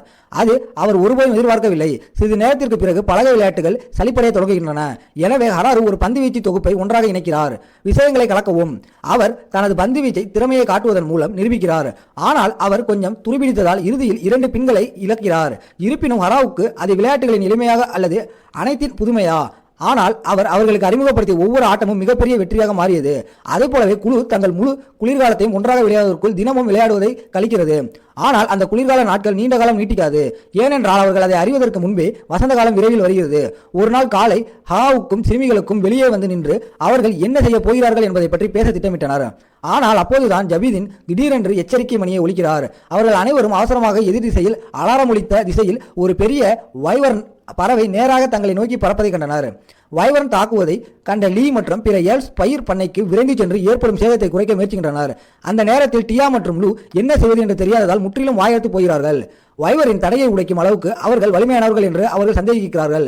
இதற்கிடையில் ஹராரு எங்கே என்று ஒரு முடிவை எடுக்க தீவிரமாக முயற்சிக்கிறார். அவரது முதல் ஒருவேளை அவர்கள் ஓடிவிட வேண்டும் என்பதுதான் அவரது எண்ணம். ஆனால் வைவன் வானத்தில் இருந்து அவர்களை எளிதாக பின்தொடரக்கூடும் என்பதால் அது வேலை செய்யாது என்பதை அவர் விரைவாக உணர்கிறார். ஹராரு ஏதாவது செய்ய வேண்டும் என்பது அவருக்கு தெரியும். அதை இப்போதே செய்ய வேண்டும். இல்லையெனில் கிராமமும் பயிர்களும் அழிக்கப்படும். அனைவரும் பாதுகாப்பது மட்டுமே இந்த நேரத்தில் அவரது மனதில் உள்ளது. அதனால் அவன் தனது சர்வ வலிமையுள்ள விவசாய கருவியை வெளியே எடுக்கிறான். அவர்கள் கண்களுக்கு முன்பாக அது ஒரு அழகான தோற்றமுடைய ஈட்டியாக மாறுகிறது. தயக்கமின்றி ஹராவுக்கு ஈட்டியை நேரடியாக வைவரை நோக்கி வீசுகிறான். அனைவருக்கும் ஆச்சரியமாக அந்த ஈட்டி வைவர்னின் தலையை முற்றிலுமாக உடைத்து ஒரே அடியில் அதை வீழ்த்தும் அளவுக்கு சக்தி வாய்ந்தது. லூவும் தியாவும் திகைத்து போனார்கள். அவர்கள் இப்போது கண்டதை அவர்களால் நம்ப முடியவில்லை. ஹராவுக்கு இவ்வளவு அபார சக்தி இருப்பதாக அவர்களில் இருவருக்குமே தெரியாது. வயல்வன் தோற்கடிக்கப்பட்ட பிறகு பயிர் வயல்களில் ஏற்பட்ட தீயை அனைவரும் அணைக்க முடிகிறது. சில சேதங்கள் ஏற்பட்டன பயிர்கள், ஆனால் அதிர்ஷ்டவசமாக அது மிக குறைவு. அதன் பிறகு வயல்வனின் சடலத்தை பார்க்க குழு காட்டுக்குள் செல்கிறது. ஹராவுக்கு அதை பார்க்கும்போது முதலில் நினைவு கூறுவது அதை சாப்பிடலாமா வேண்டாமா என்பதுதான். இதில் உலகில் வயல் இறைச்சி உண்மையில் நன்கு அறியப்பட்ட ஒரு சுவையான உணவு. எனவே ஹராரு அதை பயன்படுத்த நேரத்தை வீணாக்காமல் அனைவருக்கும் ஒரு சுவையான மதிய உணவை தயாரிக்கிறார். வயர்ன் இறைச்சி கடினமாகவும் மெல்லும் தன்மையுடனும் இருக்கும் என்று லூ எப்போதும் கருதினார். ஆனால் அவளுக்கு ஆச்சரியமாக அது நம்ப முடியாத அளவிற்கு மென்மையானது. அவர்கள் சாப்பிடும்போது லூ டியாவின் பக்கம் திரும்பி ஹராவுக்கு ஈட்டி தாக்குதலை அவளுக்கு நினைவூட்டுகிறார். பின்னர் டியா அந்த வகையான தாக்குதலை எப்போதாவது தன்னை நோக்கி குறிவைத்தால் அதை தடுக்க முடியுமா என்று அவள் கேட்கிறாள். டியா விரைவாக தலையை ஆட்டுகிறாள். அவளால் முடியாது என்று ஒப்புக்கொள்கிறாள். ஈட்டி மிகவும் சக்தி வாய்ந்தது. அது வைவர்னின் தலையை துளைத்து மட்டுமல்லாமல் அதன் மார்பின் வழியாக ஒரே அடியில் நேரடியாக சென்றது. இதற்கிடையில் பேய் ராஜ்யத்தில் 4 பெரியவர்களில் ஒருவரான பெசல் ஜெனரல்கள் தனது சக ஜெனரலான ரேண்டன் மற்றும் கிராட் ஆகியோருடன் ஒரு சந்திப்பை நடத்துகிறார்கள். ஒரே அடியில் வைவர்னின் வீழ்த்தப்பட்டதை பற்றி அவர் அவர்களிடம் கூறுகிறார். ரேண்டனும் கிராஸ்டும் அதிர்ச்சி அடைந்துள்ளனர். உண்மையில் அத்தகைய அழிவு சக்தி இருப்பதை நம்ப முடியவில்லை. உலகில் உள்ளது. இருப்பினும் ரேண்டன் அதை சோதிப்பதில் ஆர்வம் காட்டவில்லை. அந்த வகையான சக்தியை அவர்களால் கையாள முடியாது என்று அவர் உறுதியாக நம்புகிறார். மேலும் அதை எதிர்த்து போராட முயற்சிப்பது அவர்களை கொல்லும். தயக்கமின்றி ராண்டன் எழுந்து நின்று தனது ராஜினாமாவை அறிவித்து கூட்டத்திலிருந்து வெளியேறுகிறார். காட்டில் திரும்பிய ஹராவுக்கு மறுநாள் தங்கள் உணவை பற்றி இன்னும் யோசித்துக் கொண்டிருக்கிறார். ஒரு விஷயம் இல்லை என்பதை உணர்கிறார். மது இன்றைய அவரது திட்டம் தொடங்குவது சிலவற்றை செய்து அவர் அதிக அளவு திராட்சைகளை சேகரித்து ஒரு பெரிய வாளியில் வீசுகிறார். சாற்றை பிரித்தெடுத்த பெண்கள் அவற்றை மிதிக்கச் சொல்கிறார்கள். நாள் முடிவில் அவர்கள் 16 பீப்பாய்களில் திராட்சை சாற்றை நிரப்ப முடிந்தது. இப்போது மீதமுள்ளது எல்லாம் அதை நொதிக்க வைத்து அது மதுவாக மாறும் வரை காத்திருப்பதுதான். இதற்கிடையில் தெய்வீக உலகில் ஹராவுவை இந்த உலகத்திற்கு முதலில் கொண்டு வந்த கடவுள் விவசாயத்தின் தெய்வமான அவரது சொந்த மகளால் திட்டப்படுகிறார். அவள் அவரை கண்டிக்கிறாள், மீண்டும் விஷயங்களை திருகுகிறாள். இந்த முறை ஹகுவை மரண காட்டில் இறக்கிவிட்டதன் மூலம் கடவுள் தன்னை தற்காத்துக் கொள்ள முயற்சிக்கிறான். ஹராவு உண்மையில் அங்கு வேடிக்கை பார்த்து நன்றாக இருக்கிறாள் என்று வலியுறுத்துகிறான். ஆனால் அவன் மகள் அதை வாங்கவில்லை. அவள் தொடர்கிறாள். அவருக்கு உபதேசம் செய்ய எல்லாவற்றிற்கும் மேலாக அதை சேர்த்தான். அவர் ஹராவுக்கு புனித லான்ஸ் கிரைமின் பிரதிநிதியை கூட கொடுத்தார். ஹராரு இப்போது அதை விவசாயத்திற்கு மட்டுமே பயன்படுத்தினாலும் அவள் சுட்டுக்காட்டுவது பயங்கரமானது. லான்ஸ் ஹராவுன் அனைத்து உயிர் சக்தியையும் உறிஞ்சி உடனடியாக கொல்லும் திறன் கொண்டவர். இருப்பினும் கடவுள் ஹராவுக்கு மிக உயர்ந்த மீளுருவாக்கம் கொண்ட உடலை கொடுத்ததால் அவருக்கு எந்த தீங்கும் நடக்க வாய்ப்பில்லை என்று வலியுறுத்துகிறார். அந்த வகையான உடலுடன் ஹராரு நன்றாக இருக்க வேண்டும். விவசாயத்தின் தெய்வம் தனது தந்தை பாடம் கற்றுக்கொள்வதை உறுதி செய்வதற்காக குழப்பம் விளைவித்ததை இன்னும் அசைக்க முடியாதது என்பதை கேள்விப்பட்ட பிறகும் அவள் அவரை அனுப்பி தண்டிக்கிறாள். அவரை 300 ஆண்டுகள் மூளையில் நிற்கச் சொல்லி அவர் செய்த தவறுகளை பற்றி சிந்திக்க அந்த நேரத்தை செலவிடச் சொல்கிறாள். காட்டில் அடுத்த நாள் ஜபிதான் திடீரென்று எச்சரிக்கை ஒலி எழுப்பி முன்னெச்சரிக்கை செய்கிறாய். சிக்னலை பின்பற்றி அவர்கள் ஒரு மரத்தில் கட்டப்பட்டிருக்கும் இன்னொரு பெண்ணை கண்டுபிடித்தார். லூ அவளை விரைவாக அடையாளம் காண்கிறார். அந்த பெண் அவளுடைய சொந்த சகோதரி ஃப்ளோரா என்று மாறிவிடும். பராகு ஃப்ளோராவும் வீட்டிற்கு அழைத்து செல்கிறாள். அங்கு அவள் நிலைமையை விளக்குகிறாள். வெளிப்படையாக லூவின் தலையில் ஒரு பரிசு இருந்தது. ஃப்ளோரா காட்டுக்குள் வந்தால் அவளை தேடு. லூ ஹராராவை மணந்ததால் அது தொழில்நுட்ப ரீதியாக ஃப்ளோராவை அவரது மைத்துணி ஆக்குகிறது. ஹராரு அவளை முறையாக வரவேற்கிறார். அவரது சிறந்த உணவுகளில் ஒன்றை பரிமாறுகிறார். மேலும் அவள் அதை சொல்கிறாள். அவள் விரும்பும் வரை அவர்களுடன் தங்க வரவேற்கிறோம். லூவை போலவே ஃப்ளோராவும் ஆச்சரியத்தில் மிகுந்த ஆர்வம் கொண்டவள். அவர்களுடன் சில நாட்கள் தங்கிய பிறகு அவள் தனது சொந்த ஆராய்ச்சி தளத்தை தயாரிக்க புறப்படுகிறாள். சுமார் 1 மாதத்திற்கு பிறகு ஃப்ளோரா திரும்பி வருகிறாள். ஆனால் இந்த முறை ஹக்கு தான் தனியா இல்லை என்பதை கண்டு திகைத்து போகிறாள். அவள் ஒரு பெரிய பணிப்பெண் குழுவை அவளுடைய விசுவாசமான அடியாட்களை அழைத்து வந்திருக்கிறாள். தலைமகள் தன்னை அன்னே போஸ் என்று மரியாதையுடன் அறிக்கப்படுகிறது கொள்கிறாள். மேலும் அவர்கள் அனைவரும் வாழ விரும்புகிறார்கள் என்று ஹராவுடன் கூறுகிறாள். மற்ற அனைவருடனும் இங்கே அவர் தனக்கு தேவையானதை பயன்படுத்த அவர் தயங்காமல் இருக்க வேண்டும் என்று அவள் சேகரிக்கிறாள். அது மட்டுமல்லாமல் ஃப்ளோராவின் குழு பசுக்களையும் அவர்களுடன் கொண்டு வந்தது. ஹரு இந்த சேர்தலால் மகிழ்ச்சி அடைகிறாள். ஏனென்றால் இப்போது அவர்களால் இறுதியாக முடியும். வெண்ணெய் மற்றும் சீஸ் தயாரிக்கும். இதை பார்த்ததும் டியா கொஞ்சம் ஒதுக்கப்பட்டதாக உணர தொடங்குகிறாள். இன்னும் தன் சொந்த அடியாட்களை அழைத்து வராத ஒரே நபர் அவள் தான் என்பதை உணர்ந்து அதை சரி செய்ய விரும்பி காட்டிற்குள் சென்று இறுதியில் திரும்பி வருகிறாள். தேவதைகள் மற்றும் பள்ளி மனிதர்களின் படைப்புடன் அவர்கள் ஒரு கோழியை கூட அவர்களுடன் கொண்டு வருகிறார்கள். இது ஹராவை மிக மகிழ்ச்சியடைய செய்கிறது. ஏனெனில் இப்போது அவர்கள் முட்டைகளையும் அனுபவிக்க முடியும். வளரும் கிராமத்தில் பாத்திரங்கள் விரைவாக ஒழுங்கமைக்கப்படுகின்றன. தேவதைகள் பாதுகாப்பு பொறுப்பில் வைக்கப்படுகிறார்கள். காட்டில் உள்ள அச்சுறுத்தல்களில் இருந்து அனைவரும் பாதுகாக்க வைத்திருக்கிறார்கள். பள்ளி ஆண்கள் கடுமையான வெளிப்புற வேலைகளுக்கு நியமிக்கப்படுவார்கள். அதற்கு மிருகத்தனமான வலிமை தேவைப்படுகிறது. அவர்களின் தலைவர் டாக்கா தாவணியின் காரணமாக தனித்து நிற்கிறார். ஹராரு தனது கையை சுற்றி கட்டுகிறார். இல்லையெனில் ஹராரு அவர்களில் யாரையும் வேறுபடுத்தி பார்க்க முடியாது. சிறிது நேரத்திற்கு பிறகு லீ அவர்களுடன் சேர இன்னும் அதிகமான எல்ப்ஸையும் அழைத்து வருகிறார். ஆனால் ஹராரு தான் கொண்டு வந்த எல்ப்ஸ் அனைத்திலும் ஆண்கள் இல்லை, பெண்கள் மட்டுமே இருப்பதை கவனிக்காமல் இருக்க முடியவில்லை. ஆர்வத்துடன் அவர் லீயிடம் இது குறித்து கேட்கிறார். ஆண் எல்ப்ஸ் அதிகம் உயிர் பிழைத்ததாக லீ விளக்குகிறார். ஆனால் அவள் அதை எந்த பிரச்சனையும் இல்லை என்று புறக்கணித்த அவர்கள் இறுதியில் அதிகமாக சம்பாதிப்பார்கள் என்று கூறுகிறாள். அவர்கள் எப்படி என்பது குறித்து மேலும் எந்த கேள்வியும் கேட்க விரும்பாத ஹராரு அதை செய்ய திட்டமிட்டுள்ளார். அவர்களுக்கு ஒரு கட்டை விரலை உயர்த்தி விடுகிறார். குடியிருப்பாளர்களின் எண்ணிக்கையில் விரைவான அதிகரிப்புடன் ஹராரு தனது சிறிய இடம் இப்போது ஒரு முழுமையான கிராமமாக வளர்ந்திருப்பதை உணர்கிறார். அதற்கு கிரேட் என்று பெயரிட முடிவு செய்கிறார். மர கிராமம் அன்றிரவு மேயராக பணியாற்றிய அவர் அனைவரும் இந்த நிகழ்வை கொண்டாட ஒரு பெரிய விருந்தை ஏற்பாடு செய்கிறார்கள். ஒன்றாக நடனமாடுகிறார்கள். பழைய கால பாடல்களை பாடுகிறார்கள். ஒரு செழிப்பான சமூகமாக தங்கள் புதிய வாழ்க்கையை அனுபவிக்கிறார்கள். மறுநாள் ஒன்று தேவதைகள் ஹராவிடம் வந்து பேய் படையிலிருந்து ஒரு தூதர் தங்களை பார்க்க வந்திருப்பதாக தெரிவிக்கிறார்கள். அந்த தூதர் வேறு யாருமல்ல, ஃபெசல் தான். கிராமத்தின் பொறுப்பாளராக இருப்பதுடன் அவர் தங்கள் தீர்வை பற்றி விவாதிக்க விரும்புவதாக அவர் விளக்குகிறார். கிரேட் ட்ரீ வில்லேஜின் மேயராக இது தனது முதல் உண்மையான கடமை என்பதை ஹக்குக்கு உணர்ந்தது தான் பொறுப்பாளர் என்று அறிவிக்கிறார். ஃபெசல் ஹராவுக்கு ஒரு பரிசை வழங்குவதன் மூலம் தொடங்குகிறார். பின்னர் தனக்கு சில இருப்பதாக கூறுகிறார். அவர்களின் குடியேற்றம் தொடர்பான கேள்விகள். இதை கேட்ட ஹராரு லூ ஒரு முறை தன்னிடம் சொன்னதை உடனடியாக நிறைவு கூறுகிறார். அவர்கள் குடியேறிய நிலம் உட்பட இந்த பகுதியில் உள்ள அனைத்து நிலங்களும் உண்மையில் பேய் ராஜாவுக்கு சொந்தமானது. அது அவரை ஆச்சரியப்படுத்துகிறது. ஆச்சரியமாக இருக்கிறது. பேய் ராஜா ஃபெசலை அவர்களை வெளியேற அனுப்பினாரா அல்லது வரி கேட்க அவர் இங்கே இருக்கிறாரா? எப்படி இருந்தாலும் மேயராக அவர் எடுக்க வேண்டிய மிகப்பெரிய முடிவுகளில் இதுவும் ஒன்று என்று ஹராவுக்கு தெரியும். கவனமாக யோசித்த பிறகு ஹராரு ஃபெசலிடம் அரக்க ராஜாவுக்கு அவர்கள் இங்கே இருப்பது குறித்து ஏதேனும் புகார்கள் இருந்தால் நிலத்தை பயன்படுத்துவதற்கு 10% வரி செலுத்த அவர்கள் தயாராக இருப்பதாக கூறுகிறார். ஆனால் அவர் ஒரு முக்கியமான நிபந்தனையை சேர்க்கிறார். வரி பயிர் பண்ணையில் கிடைக்கும் வருவாயிலிருந்து மட்டுமே வரும், விலங்கிடமிருந்து அல்ல. இதை கேட்டதும் ஃபெசல் ஒரு கணம் குறைந்த எண்ணிக்கையை கண்டு நடுங்குகிறார். அவரது எதிர்வினையை பார்த்து ஹராரு ஒரு கணம் 10% உண்மையில் மிக குறைவாக இருக்குமோ என்று யோசிக்கிறார். ஆனால் அடுத்த கணத்தில் ஃபெசல் ஆர்வத்துடன் ஒப்புக்கொள்கிறார்.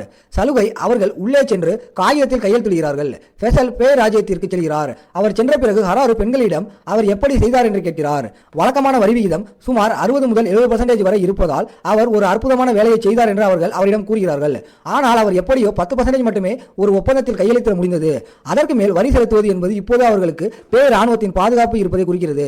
இதற்கிடையில் பேர் ராணுவத்தின் தலைமையகத்தில் ஃபெசல் மற்ற தளபதிகளிடம் அறிக்கை செய்கிறார். அவர்கள் அனைவரும் தங்கள் காலணிகளில் நடுங்குகிறார்கள். கிராம மேயரான ஹராரு லூவுடன் காட்டேரி இளவரசி தியா அழிவின் தேவதை மற்றும் ஒரு கூட்டத்தின் நெருப்புடன் நிற்பனை கண்டதாக ஃபெசல் விளக்குகிறார். ஓநாய்கள் அந்த படைகளை மட்டும் பார்த்ததால் அவர்கள் ஒரு வைவர்னரை தோற்கடிக்க முடிந்தது ஆச்சரியமல்ல.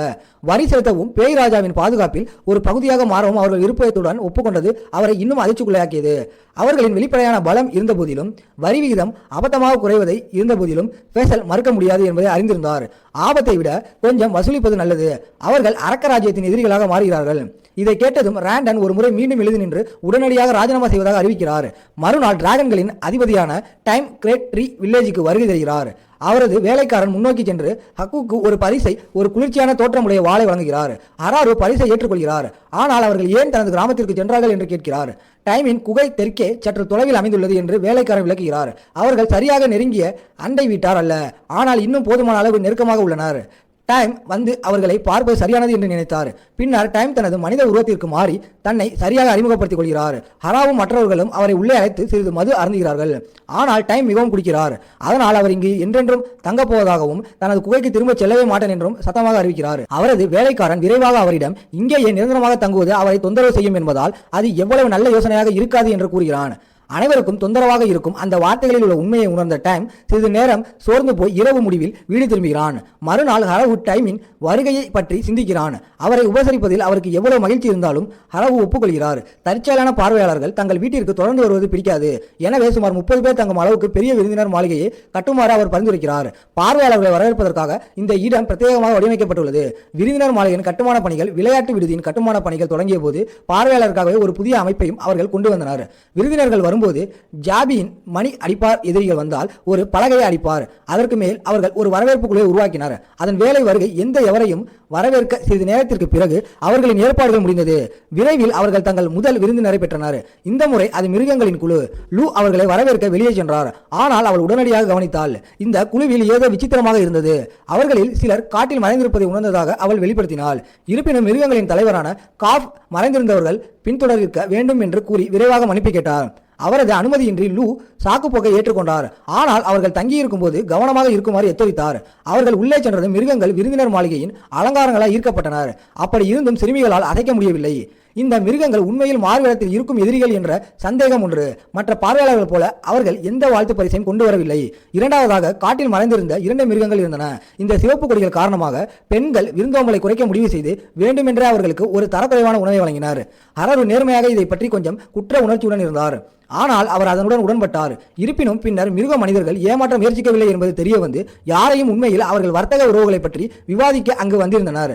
அவர்களின் கிராமம் வழக்கமாக பொருளாதார வர்க்கத்தில் ஆர்வம் காட்டவில்லை, மாறாக உடல் பரிமாற்றத்தில் ஆர்வம் காட்டியது என்று கார்ப் விளக்கினார். பின்னர் அவர் ஹராவின் கிராமத்திற்கு வர முடியுமா என்று கேட்டார். அவர்களின் கிராமத்திற்கு பதிலாக வர்த்தகத்திற்காக இங்கு பயணம் செய்வது மிகவும் கடினமாக இருந்தது.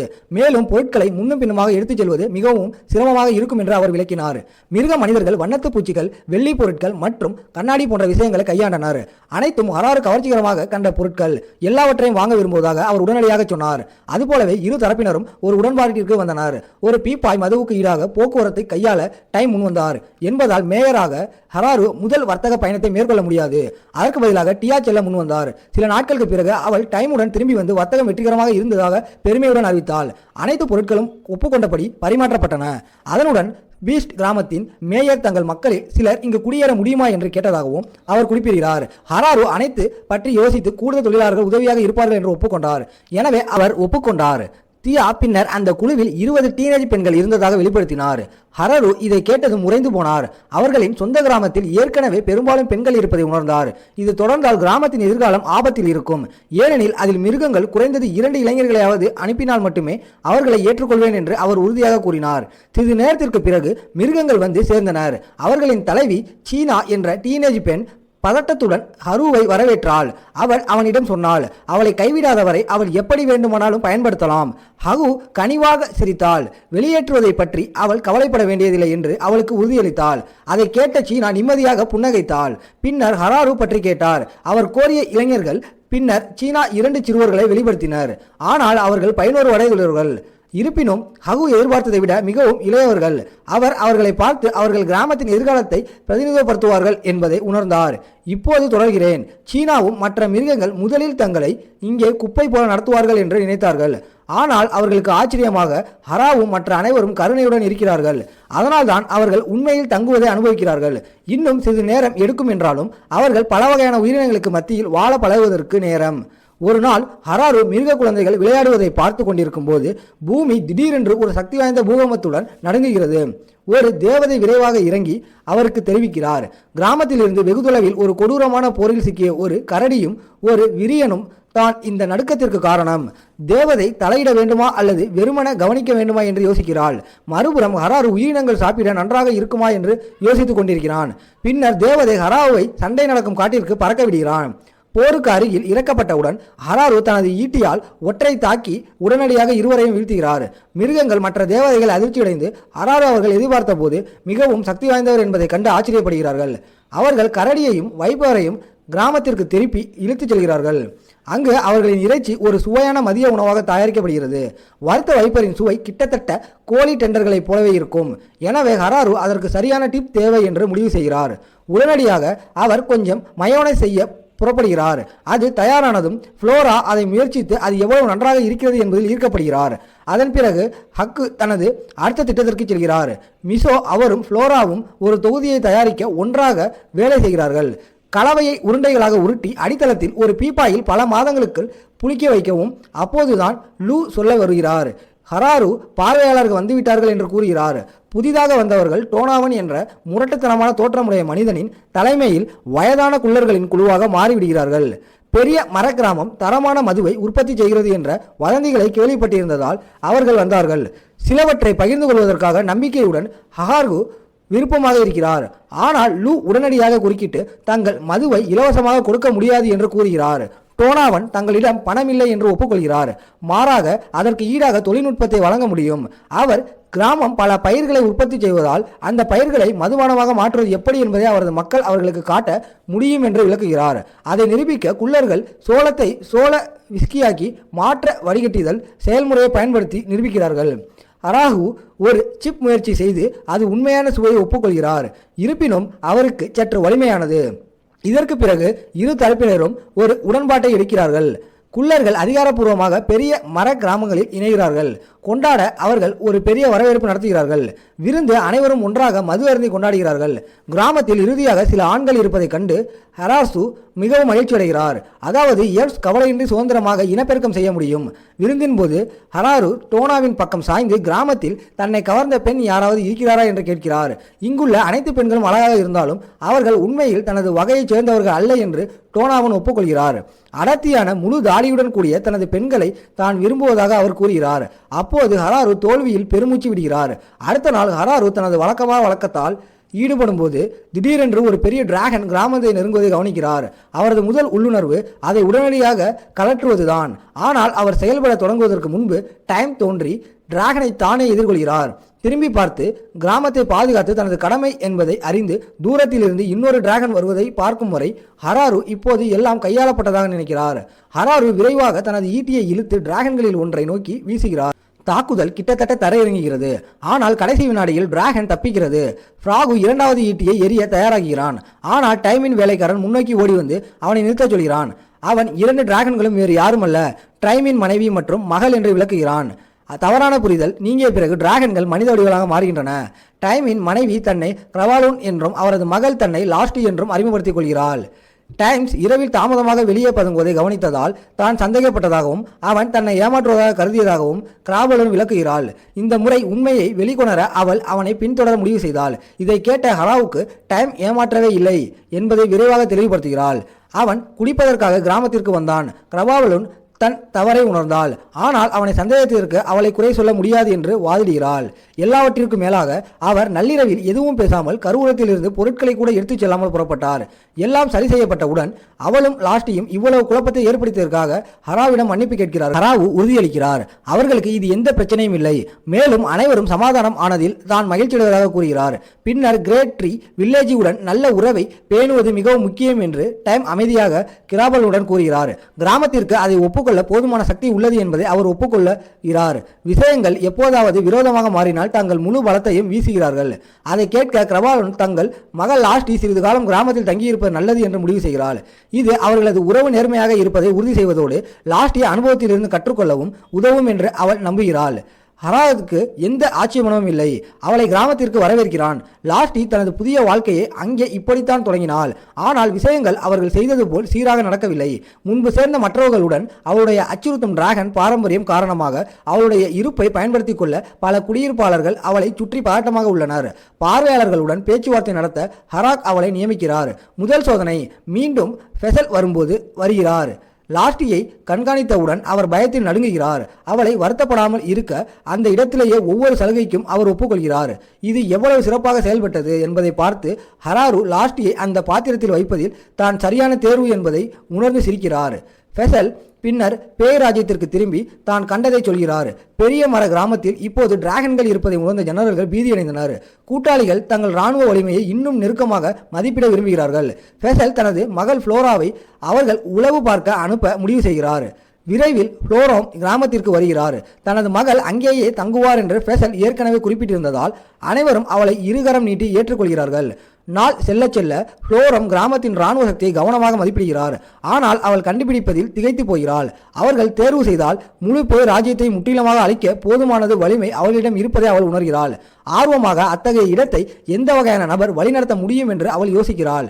கிராமத்தின் மேயர் ஹராரு உண்மையில் ஒரு மனிதர் என்பதை அவள் அறிந்ததும் அவளுடைய ஆர்வம் அதிர்ச்சியாக மாறுகிறது. கடைசி தன்னை குறைத்து மதிப்பிட வேண்டாம் என்று அவளை விரைவாக எச்சரிக்கிறார். ஹராஹு தனது தாயை போன்ற ஒருவரை எதிர்கொள்ளும் அளவுக்கு வலிமையானவர் என்பதை விளக்குகிறார். இதை கேட்டாலே ஃப்ளோரம் நடுங்குகிறார். அன்றிலிருந்து அவள் ஹராவின் மீது முழுமையாக நம்பிக்கை கொள்கிறாள். அவள் அவனை மிகுந்த மரியாதையுடன் நடத்த தொடங்குகிறாள்.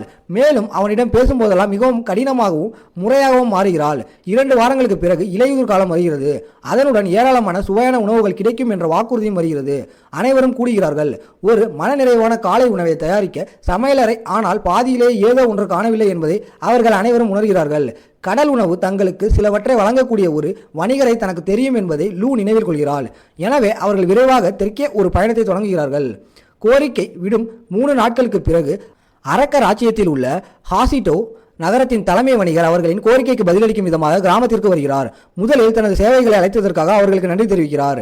பின்னர் பெருமையுடன் பறந்த அளவில் காட்சிப்படுத்துகிறார். தன்னுடன் கொண்டு வந்து பல்வேறு வகையான கடல் உணவுகள் ஹரகு தேவி மகிழ்ச்சி அடைகிறார்.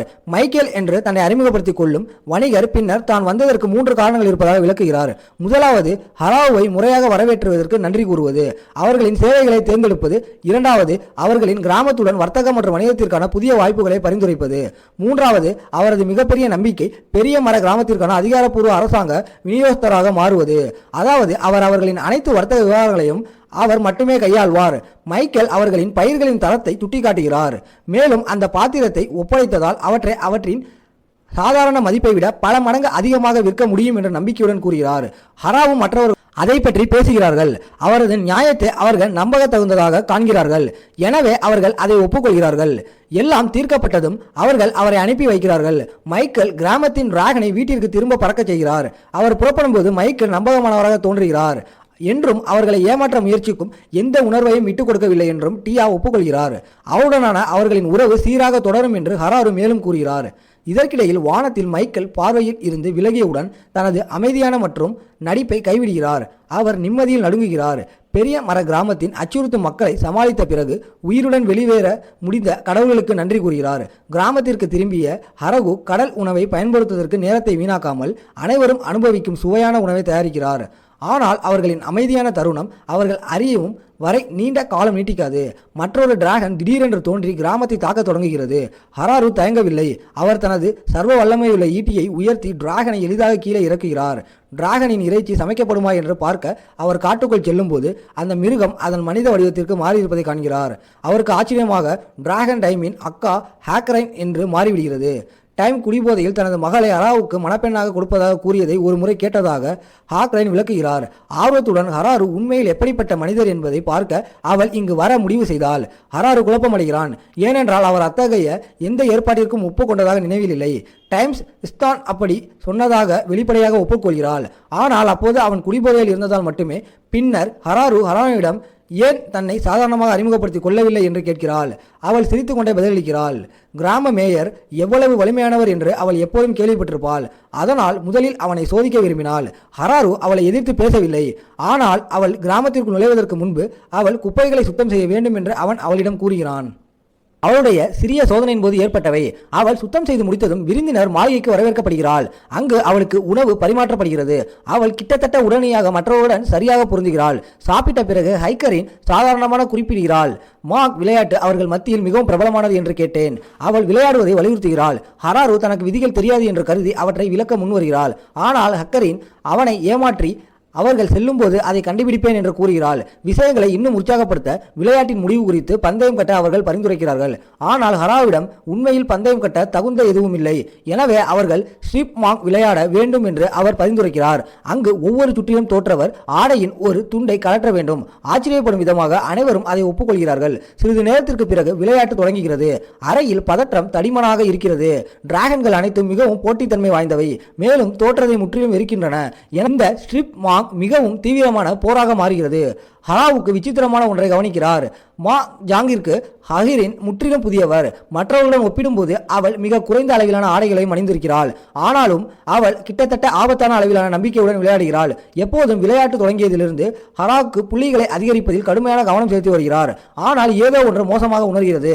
அவர் ஒவ்வொரு சுற்றையும் இழந்து கொண்டே இருக்கிறார். விரைவில் அவர் ஏற்கனவே தனது நேர்த்தியான வெள்ளையர்களுக்கு மட்டுமே இறங்கியுள்ளார். ஹக்கரின் தன் மந்திரத்தை பயன்படுத்தி ஏமாற்றுகிறாள் என்று அவன் சந்தேகிக்க தொடங்குகிறான். தன்னுடைய மந்திரத்தை பயன்படுத்தி ஏமாற்றுகிறாள். ஆனால் அவள் உண்மையிலேயே ஏமாற்றிக் கொண்டிருந்ததால் இந்த நேரம் வேறு யாராவது அதை பிடித்து கொண்டிருப்பார்கள். ஹராரு தனது கடைசி நிலையில் இருக்கும்போது சரியான வாய்ப்பு கிடைத்திருக்கும்.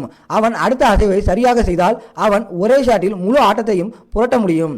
மனதில் நம்பிக்கையுடன் அவன் தனது மாங் டைலை கீழே எறிந்தாலும் மீண்டும் அவனது துதிஷ்டம் தாக்கும்.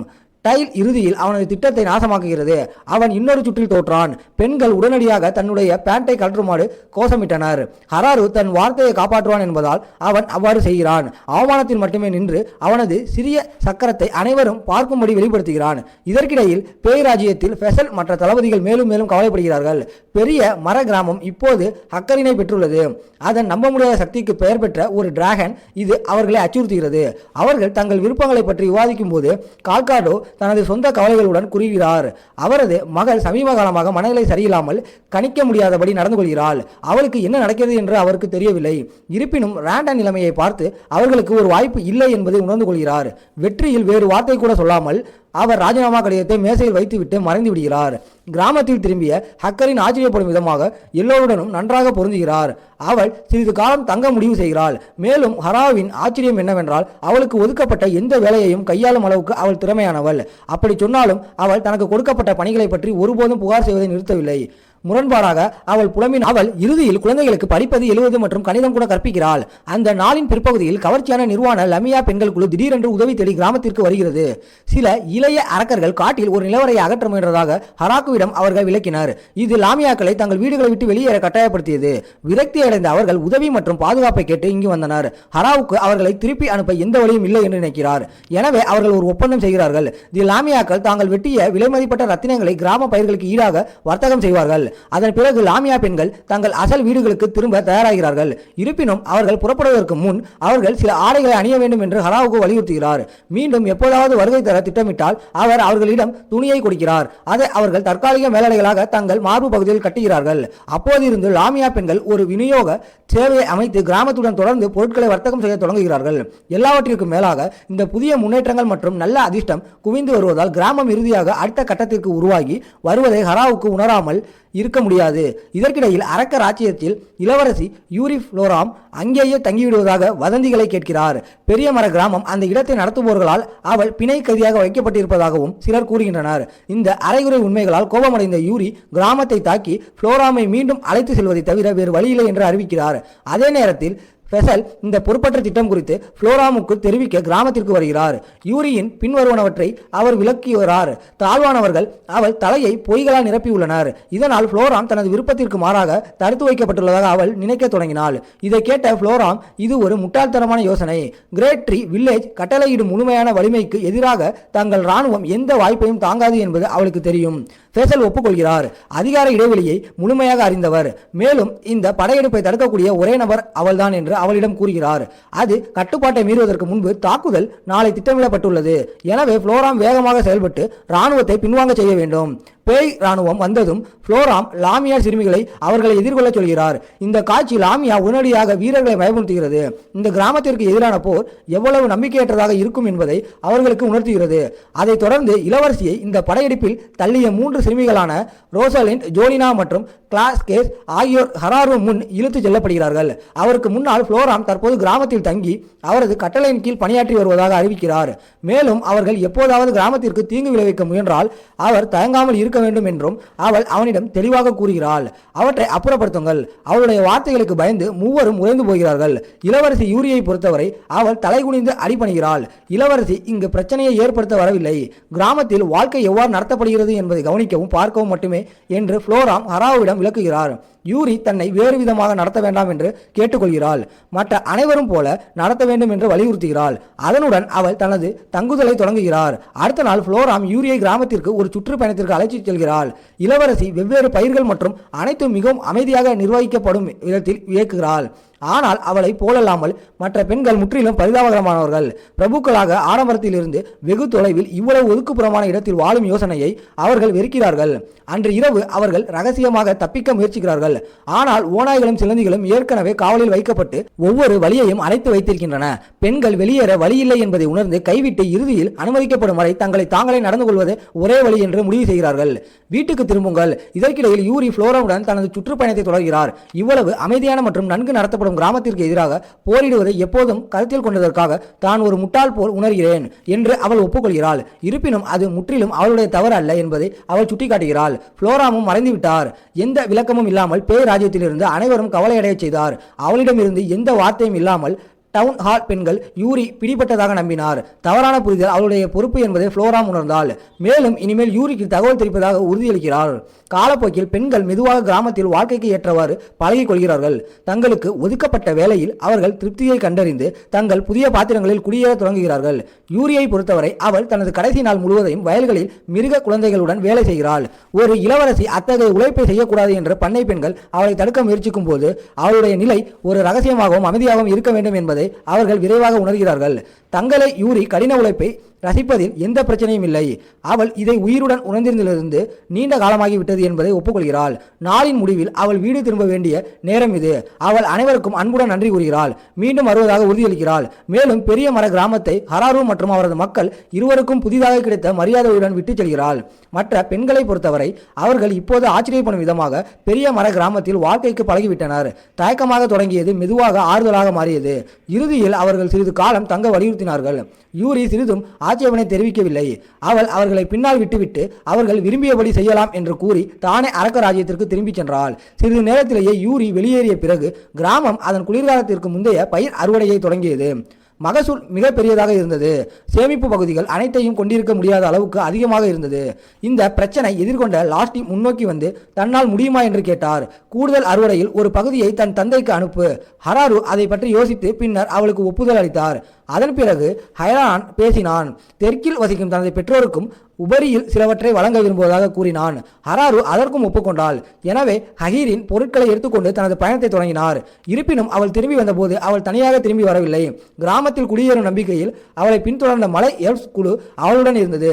அவர்களின் தலைவி யா என்ற பெண் தங்கள் நிலைமையை விளக்கினாள். பொதுவாக அவர்கள் மலைகளில் அமைதியாக வாழ்ந்தனர். ஆனால் சமீபத்தில் அவர்களின் உணவுப் பொருட்கள் பற்றாக்குறையாகிவிட்டன. மேலும் உயிர் வாழ்வது கணிதமாகிவிட்டது. இதை கேட்ட ஹராரு அவர்களை கிராமத்தில் தங்க அனுமதிக்க ஒப்புக்கொள்வதற்கு முன்பு அவர்களின் நிலைமையை தீவிரமாக கருத்தில் கொண்டால் யாவோ அவனது தாராள மனப்பான்மையைக் கண்டு மிகவும் மகிழ்ச்சி அடைந்தாள். அப்படியானால் தரையில் தூங்கக்கூட தயாராக இருப்பதாக அவள் அறிவித்தாள். ஆனால் ஹராரு உடனடியாக அவளை தடுத்து நிறுத்தினான். அவன் அதை அனுமதிக்க வழியில்லை என்று சொன்னான். அவர்கள் அனைவருக்கும் சரியான தங்குமிடங்களை ஏற்பாடு செய்வதாக அவன் உறுதியளித்தான். அந்த நேரத்தில் யா ஹராவின் விருந்தோம்பலுக்கு மிகவும் கடன்பட்டிருப்பதாக உணர்ந்தாள். உறுதியுடன் அவருக்கு பிரதிபலன் அளிக்க கிராமத்தை சுற்றி உதவியாக இருக்க அவள் தன்னால் முடிந்த அனைத்தையும் செய்தாள். துதிஷ்டவசமாக ஒவ்வொரு முயற்சியும் முழு தோல்வியில் முடிந்தது. மேலும் பயனுள்ளதாக இருப்பதற்கு பதிலாக அவள் பெரும்பாலும் அதிக பிரச்சனைகளை ஏற்படுத்தினாள். ஒரு நாள் ஹராரு வேலை செய்து கொண்டிருந்த போது அவர் ஒரு திட்டத்திற்கு தனக்கு களிமண் தேவை என்று தற்செயலாக குறிப்பிட்டாள். இதை கேட்ட யா தனியாக காட்டுக்குள் செல்ல முடிவு செய்து கொஞ்சம் கண்டுபிடிக்கும் வரை திரும்பி வரமாட்டேன் என்று சத்தியம் செய்தாள். சிறிது நேரம் கழித்து அவள் பெருமையுடன் திரும்பி வந்தாள். தனது கைகளில் களிமண்ணை சுமந்து வந்தாள். ஹராரு தனது வெற்றியை கண்டு மகிழ்ச்சி அடைந்தாள். அவள் தேடும் போது யா அசாதாரணமான ஒன்றை கண்டாள். அருகிலுள்ள ஒரு நிலவரை லாமியா பெண்கள் வாழ்ந்த இடங்களில் இருந்து மிகவும் வித்தியாசமாக தோன்றியது. அவள் தெரிவித்தாள். இதை ஹராவிடம் தெரிவித்தாள். அவர் ஒரு கணக்கெடுப்பு குழுவை விசாரிக்க அனுப்ப முடிவு செய்தார். இருப்பினும் அவர் குறிப்பாக கடுமையான எதையும் செய்ய வேண்டாம் என்று அவர்களுக்கு அறிவுறுத்தினார். சிறிது நேரத்திலேயே கணக்கெடுப்பு குழு திரும்பி வந்தது. ஆபத்தான செய்தி, நிலவரைக்குள் ஒரு இரத்த விரியன் இருப்பதாக ஆதாரங்களை அவர்கள் கண்டுபிடித்தனர். இரத்த விரியன் இறைச்சி மிகவும் மதிப்புமிக்கதாக கூறப்பட்டதால் அவர்கள் உடனடியாக ஒரு அழிப்பு குழுவை உருவாக்கி வடக்கு நோக்கி செல்ல பரிந்துரைத்தனர். அதை அகற்றவும் இருப்பினும் நடவடிக்கை எடுப்பதற்கு முன்பு முழு கிராமமும் விவாதித்து ஒப்புக்கொள்ள வேண்டிய ஒரு விஷயம் தேவை என்று ஹராரு அவர்களிடம் கூறினார். விரைவில் குளிர்காலம் வந்தது. குளிர்காலம் தொடங்கியதும் லூ இல்லை என்பதை அனைவரும் கவனிக்க தொடங்கினர். உடல்நிலை சரியில்லாமல் இருந்தால் அவள் வழக்கத்திற்கு மாறாக உடல்நிலை சரியில்லாமல் இருந்தால் அடிக்கடி வாந்தி எடுத்து வெளிநிறமாக இருந்தால். முதலில் யாரும் புள்ளிகளை இணைக்கவில்லை. ஆனால் சிறிது நேரத்திற்கு பிறகு உண்மை அவர்களுக்கு புரிந்தது. லூவுக்கு உடல்நிலை சரியில்லை. அவள் கர்ப்பமாக இருந்தால் செய்தி வெளியானதிலிருந்து லூ கர்ப்பமாக இருப்பதை வெளிப்படுத்தியது. முழு கிராமத்தின் மனநிலையும் பிரகாசமாகியது. உற்சாகமாக இருந்தது. அனைவரும் மகிழ்ச்சியாக தெரிந்தனர். மேலும் ஹராரு கூட வித்தியாசமாக நடந்து கொள்வதை கண்டார். இப்போது தான் ஒரு தந்தையாக போகிறான் என்பதை உணர்ந்தால் அதற்கான நேரம் வந்துவிட்டது என்பதை அவன் அறிவான். உண்மையான பொறுப்பை ஏற்க முன்வந்தான். அவன் லூவுக்கு கூடுதல் கவனிப்பையும் கவனத்தையும் கொடுக்க தொடங்கினான். எப்போதும் அவள் வசதியாக இருப்பதை உறுதி செய்தான். ஆனால் லூ எப்போதும் போல அமைதியாக அதிகம் கவலைப்பட வேண்டாம் என்று அவனை சமாதானப்படுத்தினாள். அவள் நன்றாக இருப்பாள் என்று அவள் வலியுறுத்தினாள். சுமார் 1 மணி நேரம் கழித்து ஆண் அனைவரும் காலை உணவை தயாரித்து முடித்தாள். ஒரே பிரச்சனை என்னவென்றால் ஒரே நேரத்தில் சாப்பாடு அறையில் உட்கார முடியாத அளவுக்கு அதிகமான மக்கள் இருந்தனர். எனவே உணவை 3 தனித்தனி குழுக்களாக பிரிக்க வேண்டியிருந்தது. முதல் குழு ஹராரவையும் ஒவ்வொரு இனத்தின் தலைவர்களையும் உள்ளடக்கியது. இரண்டாவது குழுவில் வழக்கமான உறுப்பினர்கள் இருந்தனர். மூன்றாவது குழுவில் இரண்டாவது இருக்கையில் உட்கார முடியாதவர்கள் இருந்தனர். இவை அனைத்திற்கும் நடுவில் கிராண்ட் மரியன் தேவதை தனது தினசரி அறிக்கையை வழங்க வந்தார். கொலையாளி முயல்கள் குழு கிராமத்தை ஆக்கிரமிக்க முயற்சிப்பதற்கு முந்தைய நாள் தான் அதை அவள் விளக்கினாள். அதிர்ஷ்டவசமாக ஓநாய்கள் அவற்றை தடுக்க அங்கு வந்திருந்தன. அவளுக்கு இது ஒரு நேர்மையான விளைவாக இருந்தது. ஏனெனில் இப்போது அவர்கள் உணவில் பயன்படுத்த நிறைய முயல் இறைச்சி உள்ளது. அவள் சொல்வதை கேட்ட ஹராரு எதையோ கவனிக்காமல் இருக்க முடியவில்லை. தேவதைகள் தங்கள் கடமைகளை செய்யும் போது எப்போதும் ஒழுக்கமாகவும் தொழில்முறையாகவும் இருந்தனர். ஆனால் அவர்களின் வேலை முடிந்தது. அவர்கள் தங்கள் சொந்த நேரத்திற்கு விடப்பட்ட தருணத்தில் அவர்கள் நேரடியாக முழு சோம்பேறித்தனத்தால் நழுவினர். அவர்கள் அன்றாட வேலைகளில் பயங்கரமாக இருந்தனர். ஆனால் அவர்கள் கிராமத்தை பாதுகாப்பாக வைத்திருப்பதன் மூலம் அதை ஈடு செய்தனர். வெளிப்புற அச்சுறுத்தல்களில் இருந்து பிற்பகலில் ஹராரு தனது வேலைகளை முடித்த பிறகு மதிய உணவு நேரம் வந்தது. ஆணும் மற்ற பணிப்பெண்களும் அவர்கள் தயாரித்த உணவை பரிமாறினார். ஆனால் இந்த முறை ஹராரு சுவாரஸ்யமான ஒன்றை கவனித்தார். பலருக்கு இந்த உலகில் ஒரு நாளைக்கு 2 வேளை சாப்பிடுவது காலை உணவும் மதிய உணவும் அசாதாரணமாக உணர்ந்தான. அவர்களில் பெரும்பாலோர் ஒரு வேளை மட்டுமே சாப்பிட பழகிவிட்டனர். குறிப்பாக எல்ஃபுக்கு இது அதிர்ச்சியாக இருந்தது. அவர்களில் பலர் ஹக் அடிக்கடி சாப்பிட வேண்டும் என்று வற்புறுத்துவது உணவு இருப்புகளை மிக விரைவாக குறைத்துவிடும் என்று அஞ்சினர். மதிய உணவு முடிந்ததும் ஹராரு மீண்டும் வேலைக்கு சென்றார். இந்த முறை அவர் புதிதாக ஏதாவது ஒன்றை முயற்சிக்க முடிவு செய்தார். துளிப் செடிகளை நட்டு இதுவரை அவரது கவனம் உயிர் வாழ்வதற்காக பயிர்களை வளர்ப்பது மட்டுமே இருந்தது. ஆனால் அவர் கிராமத்திற்கும் அதிக அழகை கொண்டு வர விரும்பினார். அதையும் தாண்டி ஹராரு இளைய கிராமவாசிகளுக்கு வழக்கமான போர் பயிற்சி அமர்வுகளையும் ஏற்பாடு செய்ய தொடங்கினார். அவர்களுக்கு அது எப்போதாவது தேவைப்படும் என்று அவர் சந்தேகித்தாலும் கிராமம் எவ்வளவு நன்றாக பாதுகாக்கப்படுகிறது என்பதை கருத்தில் கொண்டு அவர்கள் தயாராக இருப்பது நல்லது என்று அவர் நினைத்தார். இரவு உணவு நேரம் வந்ததும் பணிப்பெண்கள் பெருமையுடன் தாங்கள் தயாரிக்க முயற்சித்த ஒரு புதிய உணவை வெளியிட்டனர். ஹராரு அதை ருசித்து பார்த்தார். அது முற்றிலும் அருவருப்பானது, ஆனால் விரும்பவில்லை. அவர்களின் மனதை அவர் ஒரு புன்னகையை கட்டாயப்படுத்தி அவர்களுக்கு ஒப்புதல் அளித்தார். இரவு உணவு கூடங்களில் இப்போது மிகப்பெரிய நிகழ்வுகளாக வளர்ந்திருந்தன. அவை கிராமவாசிகள் அறிவிப்புகள் அல்லது அறிக்கைகள் வெளியிடுவதற்கான வாய்ப்புகளாக இரட்டிப்பாகின. அன்று மாலை புளோரம் ஹராவுகை சில செய்திகளுடன் அணுகினார். யூரி ஒரு கடிதம் அனுப்பியதாக அவள் விளக்கினாள். அதில் யூரி கிராமத்தின் ஆப்பிள்களிலிருந்து மென்மையான துணியான ஜாபிடன் ஓவால் செய்யப்பட்ட ஆடைகளிலிருந்தும் அதிகமானவற்றை கோரினாள். புளோரம் மேலும் கூறினார், நீங்கள் யூரி இவ்வளவு சுயநல கோரிக்கைகளை வைப்பதை நிறுத்த வேண்டும் என்று. ஹராரு தலையை ஆட்டினான். ஆனால் ஹராரு பரவாயில்லை என்று சொல்லி தலையை ஆட்டினான். ஜபுடின் அவர்களுக்கு சில துணிகளை தைக்க மாட்டார் என்பதில் அவள் உறுதியாக இருந்தான். இதற்கிடையில் குள்ளர்கள் தங்கள் மதுபானத்தில் தொடர்ந்து வேலை செய்தனர். உற்பத்தி தங்கள் மதுபானத்தின் தரத்தை மேம்படுத்த தற்போது உற்பத்தி செய்யும் திராட்சைகளை விட 3 மடங்கு திராட்சை தேவைப்படும் என்று அவர்கள் ஹராரிடம் தெரிவித்தனர். ஹராரு வயல்களை ஆராயச் சென்றார். அவரால் எப்படி முடியும் என்பதை கண்டுபிடிக்க முயன்றார். உற்பத்தியை அதிகரிக்கவும். அப்போதுதான் ஜான் கிராமத்தில் திடீரென்று ஒரு வித்தியாசமான மனிதன் தோன்றியதாக அவசர செய்தியுடன் அவரிடம் ஓடி வந்தான். ஹராரு சம்பவ இடத்திற்கு விரைந்தார். அந்த மனிதன் தான் செய்த சிலைகளுக்கு முன் வணங்குவதைக் கண்டு அதிர்ச்சியடைந்தார். தெய்வங்கள் பாதுகாப்பு படையினர் யாரும் கவனிக்காமல் இந்த அந்நியன் கிராமத்திற்குள் எப்படி நுழைந்தான் என்பதுதான் அவரை மிகவும் ஆச்சரியப்படுத்தியது. லூ பின்னர் அருகில் வந்து அந்த மனிதனின் முகத்தை பார்த்ததும் அவள் அடையாளம் கண்டு உறைந்தாள். அவள் அதை வெளிப்படுத்தினாள். அந்த மனிதன் வேறு யாரும் இல்லை, காட்டேரிகளின் மூதாதையாரான வரிஃப் திரும்பி லூவை அன்புடன் வரவேற்றார். பின்னர் ஹராருவால் விருந்தினர் மாளிகைக்கு அழைத்து செல்லப்பட்டார். அமர்ந்தவுடன் வர் தனது திடீர் வருகைக்கான காரணத்தை விளக்கினார். லூ கர்ப்பமாக இருப்பதாகவும் அதை தானே பார்க்க வேண்டும் என்றும் வதந்திகள் வந்தன. முதலில் அவள் ஒரு மனிதனுடன் குடியேறி ஒரு குழந்தையை பெறக்கூடியவள் என்று அவர் நம்பவில்லை. ஆனால் இப்போது அவளை இங்கே பார்த்ததும் தான் தவறாக புரிந்து கொண்டதை உணர்ந்தார். ஆர்வம் ஹராரு லூவிடம் வர் தன்னை ஒரு மூதாதையர் என்று அழைத்த போது என்ன அர்த்தம் என்று கேட்டார். அது அனைத்து காட்டேரிகளுக்கும் ஒரு தாத்தா உருவமாக இருப்பது போன்றது என்று லூ விளக்கினார். வர் 4000 வயதுக்கு மேற்பட்டவர் என்றும் அவரது நீண்ட ஆயுளுக்கு முக்கியமானது அவ்வப்போது தனது சொந்த நினைவின் சில பகுதிகளை அளிக்கும் அவரது அசாதாரண பழக்கம் என்றும் கூறினார். அவர் தனது பெயர் மற்றும் குணாதிசயங்கள் போன்ற அத்தியாவசிய விவரங்களை மட்டுமே வைத்திருப்பவர். மற்ற அனைத்தையும் அழித்துவிட்டு அவரது மனதில் அதிக இடத்தை விடுவிப்பார். ஹராவுக்கு இந்த யோசனை பயங்கரமாக தோன்றியது. ஆனால் வார் அவருக்கு உறுதியளித்தார். முதலில் அது பயமாக இருந்தாலும் இறுதியில் நீங்கள் அதற்கு பழகிவிட்டீர்கள். பின்னர் வார் அறிவிக்கப்படாமல் வந்ததற்கு மன்னிப்பு கேட்டார். கிராமத்தில் இருந்து வெளிப்படும் தெய்வீகத்தின் இருப்பை உணர்ந்ததாக அவர் விளக்கினார். அதை அவர் அறிவதற்கு முன்பே அவர் சிலைகளுக்கு முன் வணங்கினார். அவர் கடவுள்களை ஒரு முறை மட்டுமே பார்த்ததாக ஒப்புக்கொண்டார். ஆனால் அவர் தனது நினைவின் பெரும்பகுதியை அழித்துவிட்டதால் அவர் எப்படி இருந்தார் என்பது அவருக்கு இனி நினைவில் இல்லை. இருப்பினும் ஹராருவின் சிலையை பார்த்தபோது அதுதான் அது என்று அவருக்கு உறுதியாக தெரிந்தது. அந்த நேரத்தில் வார் என்ன விரும்புகிறார் என்பதை ஹக்கு புரிந்து கொண்டார். மூதாதையர் சிலையை விரும்பினார். ஆனால் ஹராரு மறுத்துவிட்டார். முழு கிராமத்திற்கும் சொந்தமானதை அவரால் கொடுக்க முடியவில்லை. ஹராரு விரைவாக சேர்க்கும் வரை வர்க்ரிப் மிகவும் மனமுடைந்து காணப்பட்டார். தனக்காக எப்போதும் ஒரு புதிய ஒன்றை உருவாக்க முடியும். மகிழ்ச்சி அடைந்த வர்கிப் அதை ஏற்றுக்கொண்டார். நாள் முடிவில் ஹராரு ஒரு சிலையை வடிவமைத்து முடித்து அதை அவருக்கு பரிசளித்தார். வர்கிப் அதற்கு எவ்வளவு கடன் படுகிறார் என்று கேட்டபோது வர்கிப் பணம் செலுத்த மறுத்துவிட்டார். ஏற்றுக்கொள்வது பணம் கடவுளுக்கே ஒரு விலையை வைப்பது போல் தோன்றும் என்று அவர் விளக்கினார். அதற்கு பதிலாக அதை ஒரு பரிசாக எடுத்துக்கொள்ளும்படி அவர் வர்ணியிடம் கூறினார். நன்றியுடன் வர் சிலையுடன் வீடு திரும்பினார். தனது அரண்மனைக்கு திரும்பிய வர்கிப் அவரது வேலையாட்களாக வரவேற்கப்பட்டார். பழைய கடவுள்கள் சிலையை நிராகரித்து அதற்கு பதிலாக புதியதை வைக்கும்படி அவர் உத்தரவிட்டார். அது திறக்கப்பட்ட போது வேலைக்காரன் அதன் கைவினைத்திறனை கண்டு வியந்து அதை ஒரு தூய கலைப்படைப்பாக அறிவித்தார். படைப்பாளரின் பெயர் பரவப்பட்டு மதிக்கப்பட வேண்டும் என்று அவர் பரிந்துரைத்தார். ஆனால் வாட் தலையை ஆட்டினார். அதை உருவாக்கியவர் புகழில் ஆர்வம் காட்டவில்லை என்றும் அமைதியான வாழ்க்கையை வாழ விரும்புகிறார் என்றும் கூறினார். அதற்கு பதிலாக ஹராவுக்கு மற்றும் அவரது கிராமத்திற்கு அமைதியாக வெகுமதி அளிக்க உத்தரவிட்டார். ஒவ்வொரு காட்டேரியும் கொண்டாட்டத்தின் இறுதி சைகையாக அவர்களுக்கு மரியாதை காட்ட அறிவுறுத்தப்படுவார்கள். வர் கிராமத்திற்கு ஒரு பியானோவை பரிசாக அனுப்பினார். இது லூவின் கர்ப்பத்தை கௌரவிக்கும் வழி என்று கூறினார். அது வந்த தருணம் அனைவரும் மகிழ்ச்சி அடைந்தனர். அழகான புதிய இசைக்கருவியை வாசிக்க ஆர்வமாக இருந்தனர். அத்தியாயம் 12. அந்த நேரத்திற்கு பிறகு கிராமத்தில் வாழ்க்கை சீராக நகர்ந்தது. எந்த புகார்களோ அல்லது பிரச்சனைகளோ இல்லை. எல்லோரும் இன்னும் தங்கள் வேலையை செய்து கொண்டிருந்தனர்.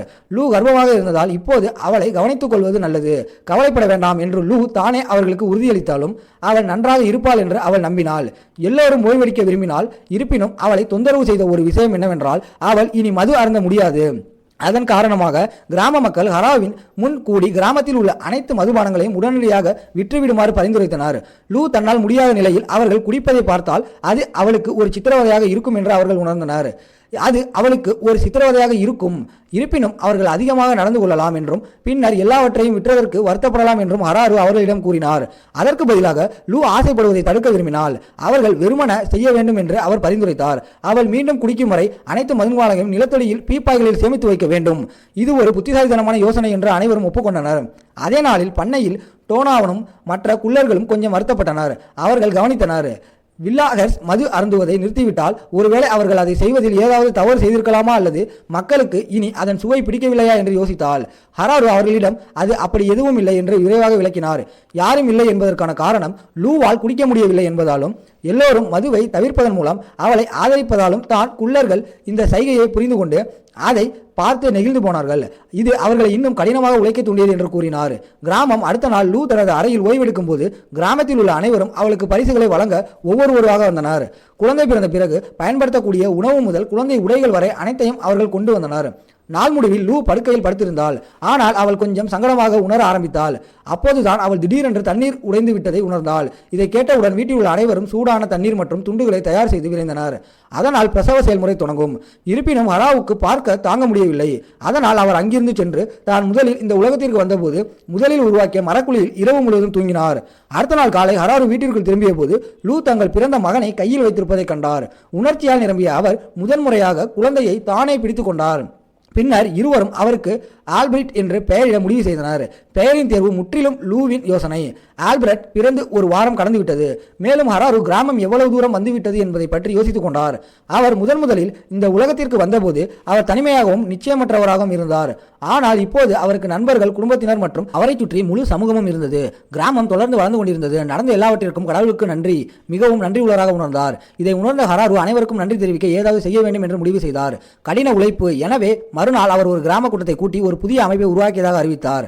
அவர் ஒரு சிறிய வெள்ளி நாணயத்தை வெளியே எடுத்து, இது இப்போது அவர்களின் கிராமத்தின் பொருட்கள் வர்த்தகத்திற்கும் பிற தேவைகளுக்கும் பயன்படுத்தப்படும் அதிகாரப்பூர்வ நாணயமாக இருக்கும் என்று விளக்கினார்.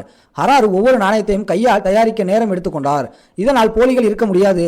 எல்லோரும் இதை ஒரு உற்சாகமான யோசனையாக கண்டறிந்து விரைவாக பழகினார். சிலர் தளபாடங்கள், உடைகள் மற்றும் ஆயுதங்கள் போன்ற பொருட்களுக்கு நாணயங்களை வர்த்தகம் செய்ய தொடங்கினர். மற்றவர்கள் அதற்கு பதிலாக தங்கள் சொந்தத்தை சேமிக்க முடிவு செய்தனர். விரைவில் கிராமவாசிகள் நாணயங்களை பயன்படுத்த வசதியாக இருந்தனர். இருப்பினும் ஒரு நாணயம் எவ்வளவு மதிப்புடையதாக இருக்க வேண்டும் என்பதை இன்னும் சரியாக தீர்மானிப்பது கடினம் என்பதை ஹராரு விரைவில் உணர்ந்தார். ஒரு கட்டத்தில் ஒரு சிறிய மிருக பெண்களில் ஒருவர் அவரிடம் வந்து ஒரு நாணயத்திற்கு ஈடாக ஒரு குழந்தையை வாங்க முடியுமா என்று கேட்டார். இதை பார்த்த ஹராரு பணத்தால் எதை வாங்கலாம், எதை வாங்கக்கூடாது என்பது குறித்து சில தெளிவான விதிகளை அமைக்க வேண்டும் என்பதை உணர்ந்தார். ஆனால் அவளை விரட்டுவதற்கு பதிலாக அவன் மிருக பெண்ணை அவளுடைய நாணயத்திற்கு ஈடாக ஒரு நாள் மேயராக ஆக்கினான். இது அனைவரையும் மிகவும் வேடிக்கையாக இருந்தது. அதன் பிறகு சிறிது நேரத்திலேயே கிராமம் ஒரு பெரிய விருந்தை நடத்தியது. ஆல்பர்ட்டின் பிறப்பை கொண்டாடியது. அனைவரும் மகிழ்ச்சியுடன் சாப்பிடவும் குடிக்கவும் கொண்டாடவும் ஒன்று கூடினார். வெளியே கொண்டு வரப்பட்டிருந்த பெரிய மது பீப்பாயை பார்த்த ஹராரு சிரித்தார்.